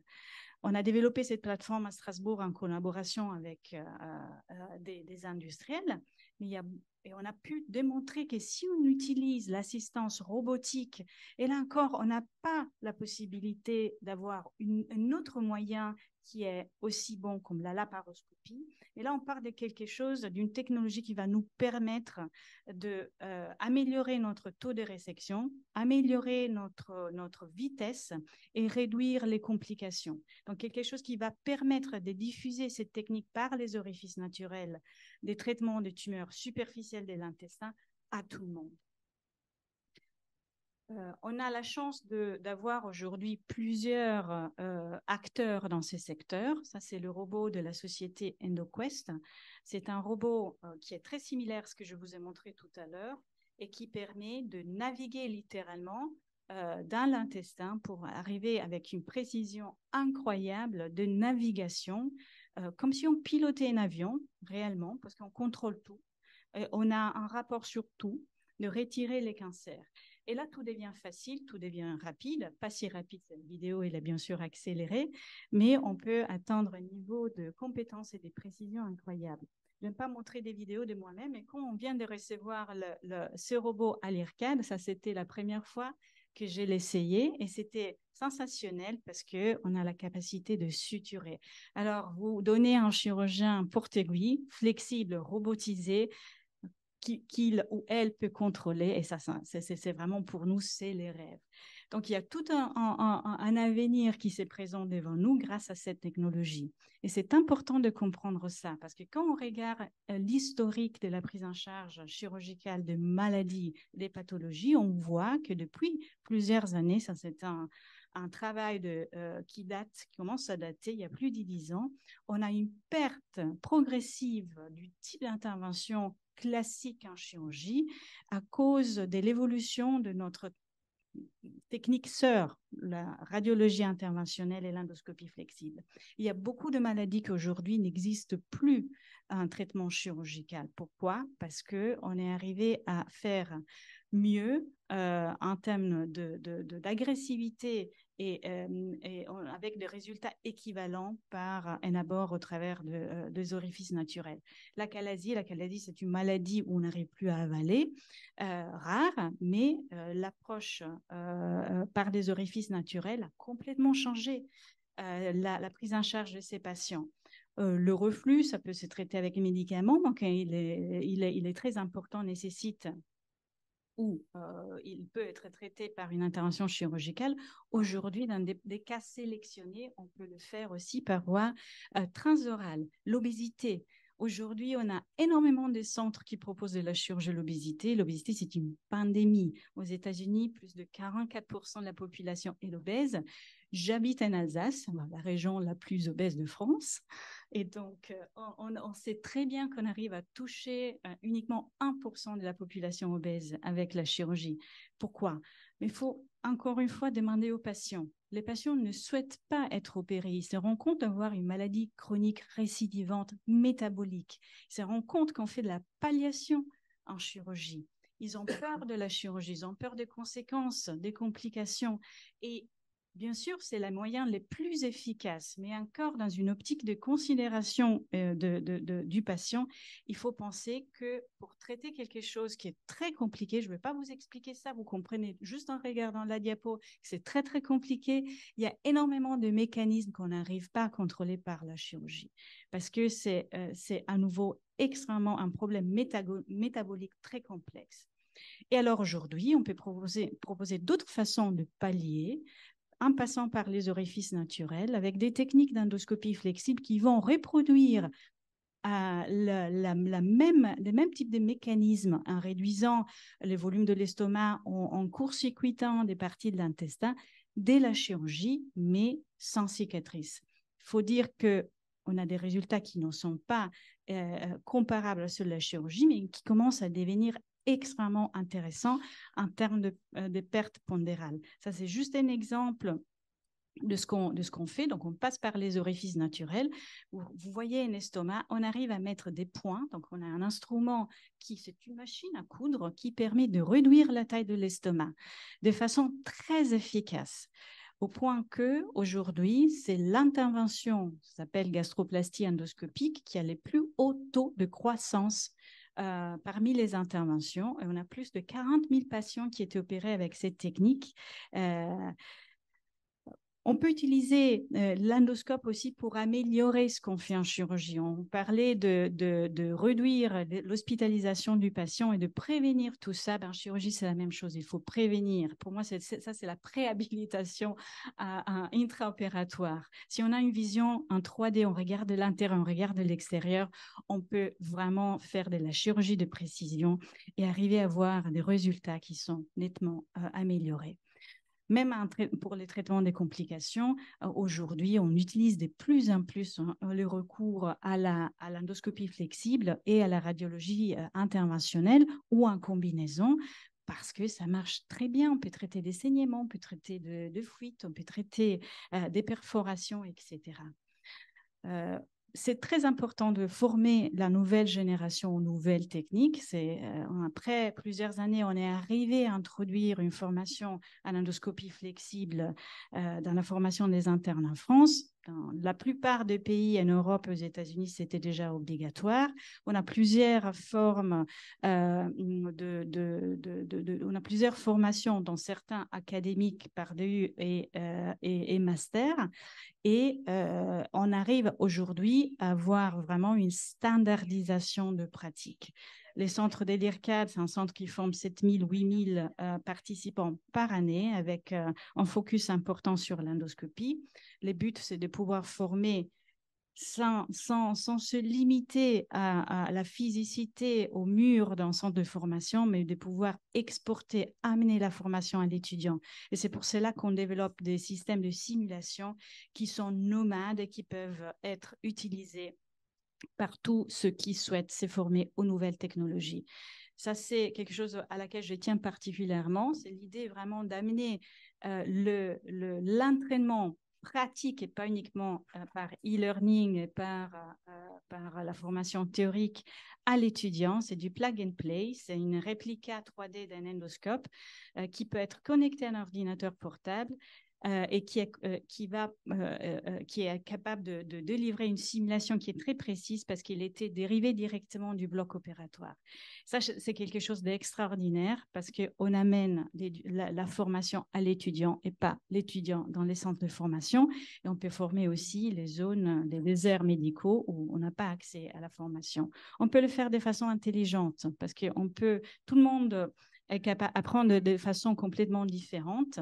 Et donc, on peut vraiment se focaliser sur les mouvements et on peut se focaliser grâce à l'intelligence artificielle, au deep learning, au machine learning, dans l'analyse de ce qui ne va pas. On se focalise sur les erreurs. On a un portfolio, une empreinte digitale de tous les étudiants et on va débriefer les vidéos de façon intelligente et l'aider à accélérer la formation et à l'améliorer.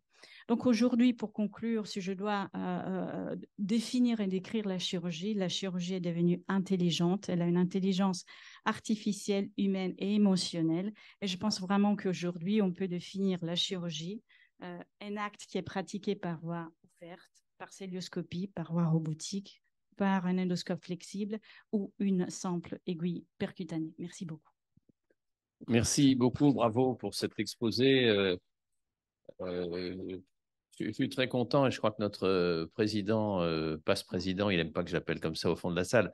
Vous terminez, je trouve ça très intéressant parce que le grand problème que vous avez compris au cours de cette journée, c'est effectivement un problème de formation, de pratique, car je pense que ce que vous venez de voir de Silvana Peretta est vraiment l'illustration de toute cette révolution chirurgicale qui, donc, comme on l'a vu ce soir, passe d'abord par, bien évidemment, s'occuper des patients, son chemin, et c'est grâce aussi à ces nouvelles techniques. Donc, il y a en permanence un va-et-vient entre une nouvelle technique, une nouvelle prise en charge, etc. Et en même temps, ce on n'a pas invité ce soir à parler, bien évidemment, la demande de chirurgiens comme Silvana, comme Koufinal, comme Karem, aux industriels de donner des outils pour pouvoir progresser. Et il y a un nouvel outil, on va trouver une nouvelle technique.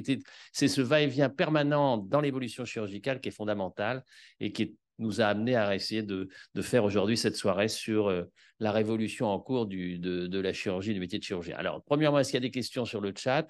Alors, il n'y en a pas. Alors, je donne un peu la parole à Karem s'il veut faire quelques commentaires. Et si dans la salle, il y a des questions sur tout ce que nous a montré M. Koufinal et Mme Peretta. En attendant que la salle se manifeste, j'ai beaucoup apprécié vos deux topos. C'est-à-dire qu'on est constamment à la recherche des meilleurs soins fondés sur une technologie ou autre chose pour le bien de nos patients. C'est-à-dire que finalement, le critère de jugement de toute innovation qui doit être évalué par des études scientifiques, des essais, etc. Finalement, le critère de jugement, c'est le bénéfice du patient. Et donc, ça doit être notre finalité. Et non pas laver plus blanc, en quelque sorte. Et donc, ça c'est très important d'avoir cette idée dans la tête quand on participe à ces innovations.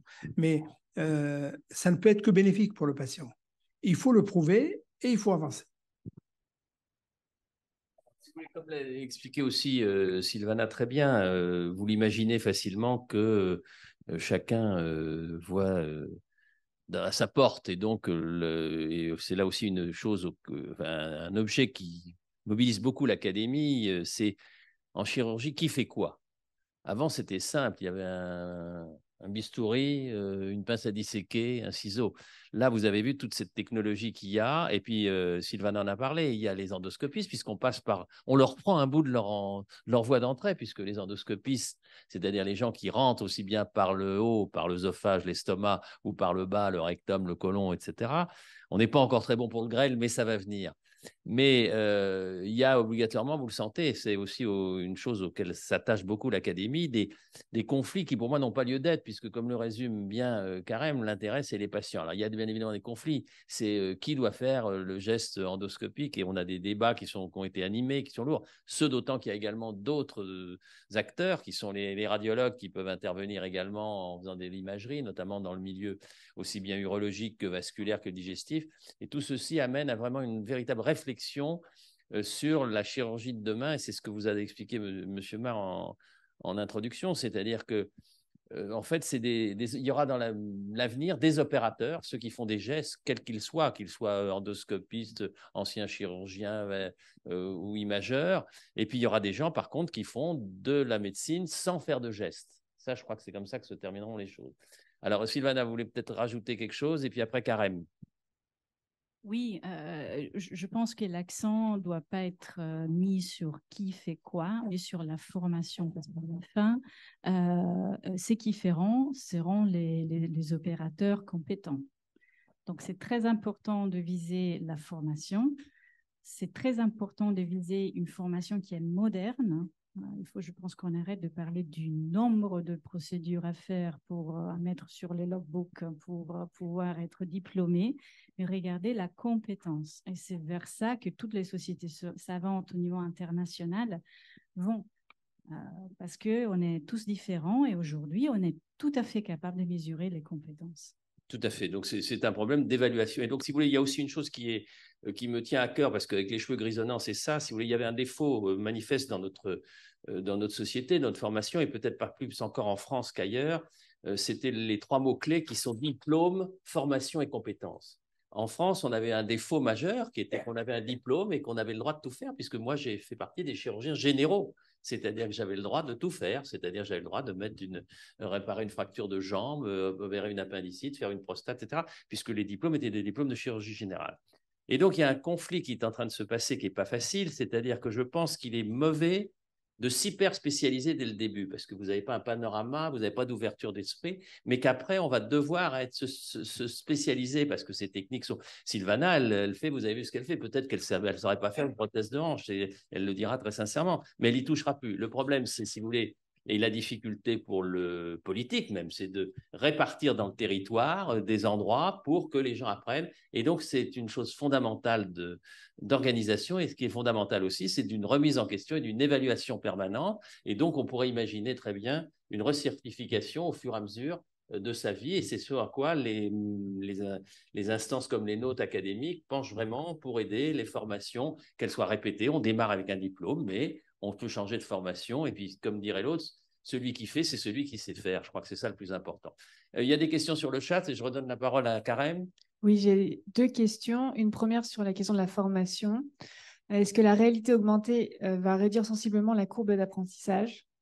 Et en deuxième question, donc on a beaucoup parlé des améliorations technologiques, mais quid des améliorations de la patte humaine de chirurgien pour le rendre plus proche, empathique, bienveillant, à l'écoute? Alors, peut-être que la première question, c'est vous qui répondez. Est-ce que l'imagerie virtuelle peut aider à la formation? Je crois qu'on l'a vu sur le schéma, mais peut-être vous voulez rajouter quelque chose. Et peut-être aussi toi qui as une bonne expérience. Voilà. Aider, très certainement. Accélérer, améliorer, c'est à voir. Je pense que ça aide énormément, mais d'ici à dire qu'on opère mieux parce qu'on a la réalité virtuelle à côté... voilà, pas encore prouvé, mais c'est un outil extraordinaire de formation, ça c'est vrai. Je crois que ce qu'on peut dire, si vous voulez, on peut peut-être ne pas répondre on opère mieux, mais ça rejoint un peu l'aéronautique, c'est-à-dire que je ne suis pas toujours favorable à cette comparaison permanente, mais ça veut dire qu'on standardise de plus en plus le geste opératoire grâce à toutes ces techniques. Et donc, si vous voulez, avant, le chirurgien, c'était, on allait voir puis on ne savait pas. Et comme l'a dit très bien en introduction Philippe, c'était un artiste. Oui, mais j'ouvre et je vois. Voilà. C'était complètement différent, tandis que là, on peut répéter, on peut réfléchir. Et puis surtout, et on n'en a pas parlé ce soir, mais il y a une autre chose qui change beaucoup dans notre vie, c'est les boîtes noires. Et vous avez évoqué tout à l'heure l'intérêt notamment de la robotique, etc., c'est qu'on contrôle, puisque tout a été filmé. C'est-à-dire qu'on peut imaginer, ça a déjà été fait dans certaines salles d'opération, qui est dans la salle d'opération une boîte noire, comme dans un avion, comme dans un camion, qui va évaluer tous les gestes qui ont été faits, tous les discours qui ont été faits, toutes les relations. Alors, tout ça est un peu parfois de la fiction et terrorisant, mais c'est quand même partie, si on le gère à bon escient, du progrès dans l'intérêt des patients. Oui, mais ce n'est pas tout à fait de la fiction. L'exemple, c'est la checklist qu'on a empruntée aux pilotes d'avion, c'est-à-dire maintenant, elle est de pratique courante et ça ne choque personne. Peut-être que tu veux intervenir, Jean-Claude. Oui, je suis un peu perdu là dans les questions. Il y en a deux. Il y a quelque chose qui est excessivement intéressant dans l'aviation. Moi, c'est pareil, je pense que les comparaisons, c'est pas que ça, mais il y a un truc intéressant, c'est qu'ils reviennent sur quelque chose de très important. C'est entre le flying pilot et celui qui fait le monitoring. Donc, il y a toujours un qui se met d'accord pour celui qui fait l'atterrissage, enfin, qui pilote, et l'autre. Et là, de plus en plus, on se rend compte, quand on discute avec les gens de l'aéronautique et leurs réflexions, que c'est celui qui fait le monitoring qui a le rôle le plus important. C'est-à-dire qu'il prend du recul, on lui fait mettre son siège un petit peu plus en arrière, il regarde l'ensemble des procédures d'un peu plus loin, etc., il contrôle, et on se posait la question en discutant avec les gens qui s'occupent de ça, de dire que voilà, en chirurgie aussi, est-ce que le chirurgien le plus compétent ne doit pas être en situation un peu de recul par rapport aux gestes techniques pour avoir une vision qui est celle que Carl Syntax a l'ambition, c'est-à-dire effectivement ce que disait Richard, d'avoir des capteurs partout pour qu'on puisse avoir en permanence l'ensemble de la... Et le deuxième, c'était pour l'humain, qui me semble une question fondamentale. C'est ce que j'ai laissé à la fin. Je veux dire, parce que là, c'est c'est les métiers différents, c'est le renversement du sachant par rapport à ce qu'on avait auparavant, c'est les nouveaux métiers. Toutes ces choses sont excessivement importantes, l'éthique, etc. Donc, c'est tout un chapitre important. Donc, c'est ce que j'ai essayé d'illustrer avec la diapositive du chirurgien qui descend de son piédestal. C'est un peu ça. Et puis, cet aspect humain, je crois qu'il est favorisé par l'approche de RAC, où le malade a son importance, où on est obligé de communiquer avec le malade et le faire participer. Et cet aspect humain de faire participer le malade nous amène à nous mettre à leur niveau. Je prends quelques exemples de RAC. Par exemple, on donne généralement un comprimé au malade la veille d'une opération pour qu'il se calme, qu'il ne soit pas très angoissé. On a montré que ce n'était pas nécessairement utile et qu'il valait mieux s'asseoir sur le lit, lui prendre la main la veille de l'opération, lui expliquer tout ce qui va se passer, plutôt que de lui mettre un comprimé sur la table et partir. Et quand on fait ça, c'est de l'humain et ça a un effet immédiat sur la douleur post-opératoire, sur le vécu de l'hospitalisation. On obtient énormément avec la bienveillance, comme tu le dis, dans tous les domaines. Alors, je voulais juste revenir sur le problème des pilotes de chasse. Nous connaissons très bien Jean-Pierre Henry, qui est un des directeurs de l'école de Nancy, qui est formateur de pilotes de chasse, et qui jette un petit pavé dans la mare en disant « Les pilotes de chasse sont tous sélectionnés avant d'être enrôlés pour identifier leurs qualités et leurs défauts et voir s'ils sont capables de faire ce métier. » Eh bien, nous pensons à l'Académie que, bien que ce soit un sujet très, très délicat actuellement et très discuté, il faudrait évaluer la sélection des opérateurs, des futurs opérateurs, avant de les former, sur des critères que j'ai évoqués dans ma présentation, de qualité personnelle, de dextérité, de caractère, de réflexion, d'intelligence, etc. Ça, c'est un vrai sujet. C'est un sujet qui est le problème là, de qui fait de la médecine et pourquoi. Moi, je vous avoue, je vais vous faire une confidence personnelle. J'ai eu comme interne une fille brillante et qui était monophthale. Il n'y avait pas la célio encore. C'était terrible, la pauvre, parce qu'elle opérait d'un œil. Et donc, elle n'arrivait pas à couper, tu vois, avoir la bonne hauteur. Je l'ai gardée comme interne. Elle était déjà en 3e année. Elle avait décidé de faire de la chirurgie. Alors, heureusement, elle était plutôt branchée chirurgie également, gynéco-obstétrique. Donc, je me suis débrouillé. Et je lui ai dit, tu ne devrais pas continuer la chirurgie. Parce qu'elle avait vraiment envie de devenir chirurgienne, c'était clair. Il n'y avait pas la cellule. En plus, qu'en cellule, on peut opérer qu'un œil, c'est peut-être plus facile. Et finalement, ça m'a fait très plaisir, car j'ai reçu une lettre d'elle des États-Unis, où elle a fait du laboratoire sur la fécondation in vitro, etc., avec une très, très belle carrière. Mais moi, j'ai eu un interne, par contre, quand j'étais externe, qui avait des complications, mais c'était invraisemblable. Personne n'osait lui dire que... Bon, donc, ce n'est pas nouveau, et je partage tout à fait l'avis de Philippe. Dans nos critères de jugement pour devenir chirurgien dans notre pays, je crois qu'il n'y a pas d'analyse des capacités au sens réel du terme. Ça se passe au cours de l'internat, mais il n'y a pas, tu vois, alors qu'il doit y avoir sûrement des techniques pour évaluer la tête et les jambes, j'allais dire. Je pense qu'on a tous les deux quelque chose à dire là-dessus. Je voulais répondre à Philippe en disant que j'ai lu un papier, enfin plusieurs maintenant, d'Italiens, absolument extraordinaires sur l'apprentissage par simulation. Donc, ils prennent les jeunes et ils vont sur le simulateur. Effectivement, il y a ceux qui sont doués et ceux qui ne sont pas doués. C'est ce qu'on faisait avant dans l'aviation. On sélectionnait les gens un petit peu comme ça, etc. Et là, l'intelligence artificielle, à partir des 2 premiers ou 3 premiers exercices, est capable de savoir quelle est votre problématique d'apprentissage. Changer l'ordre des examens, c'est-à-dire l'ordre des exercices, les faire plus nombreux certains, moins nombreux d'autres. On arrive à des courbes d'apprentissage qui sont tout à fait, à la fin, je veux dire, à une similitude de compétences et de proficiency à la fin. Donc, c'est un point très intéressant parce que ça démontre des préjugés sur un certain nombre de choses. Et puis, on a un métier dont on sait on a l'impression que la part cognitive est énorme, quoi. Elle est à 70% ou à 80% par rapport à la dextérité, etc. Je te laisse le... Je pense que c'est un sujet très complexe parce qu'on est encore dans l'enfance de la compréhension de comment il faut former. Et que vraiment, il faut faire attention à juger sur ce que nous, on pense que c'est la conduite à tenir sur certains gestes. On fait à l'IRCAD et à l'IHU des cours pour les étudiants du lycée. Je peux vous garantir qu'ils sont exceptionnels. Ils arrivent à suturer une semaine comme les chefs des cliniques. Ils s'amusent, ils ne sont pas stressés. Donc, il faut que l'environnement et l'ambiance de la formation changent. Il ne faut pas oublier que il faut apprendre aussi aux internes et aux chirurgiens à discuter entre eux, à discuter avec les patients. Parce que cette partie de humanité, de communication humaine, si elle n'est pas là, c'est le pire qui puisse se passer dans un service et dans un fonctionnement normal.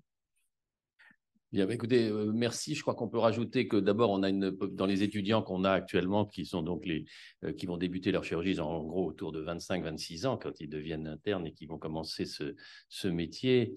Ce sont quand même c'est une génération très différente entre guillemets de la nôtre, c'est-à-dire que ce sont des gens qui sont nés dans l'e-médecine et l'e-santé. Je ne sais pas si vous regardez dans le métro, c'est une chose qui m'intrigue très, très souvent, comment manipule leur téléphone la génération des 16-17 ans par rapport à moi-même qui appuie avec un doigt, je ne sais pas qui prend un téléphone ici. Donc, il y a vraiment une gestuelle, une technique et toute une chose qui est aussi des choses de génération que notre génération n'a pas appris. Et il est plus difficile sûrement de se mettre à la chirurgie telle que l'a fait Sylvana après 60 ans qu'avant. Et donc, je me tourne vers les plus jeunes de cette salle, vous disant, si vous voulez vous intéresser à la chirurgie, vous avez tout ce qu'il faut par votre technologie quotidienne qui vous aidera à le faire. Karim, si tu veux conclure, après je dirais juste un mot pour la chirurgie. Proposition que l'un des prochains thèmes des mardis de la chirurgie, ce soit l'apprentissage de la chirurgie.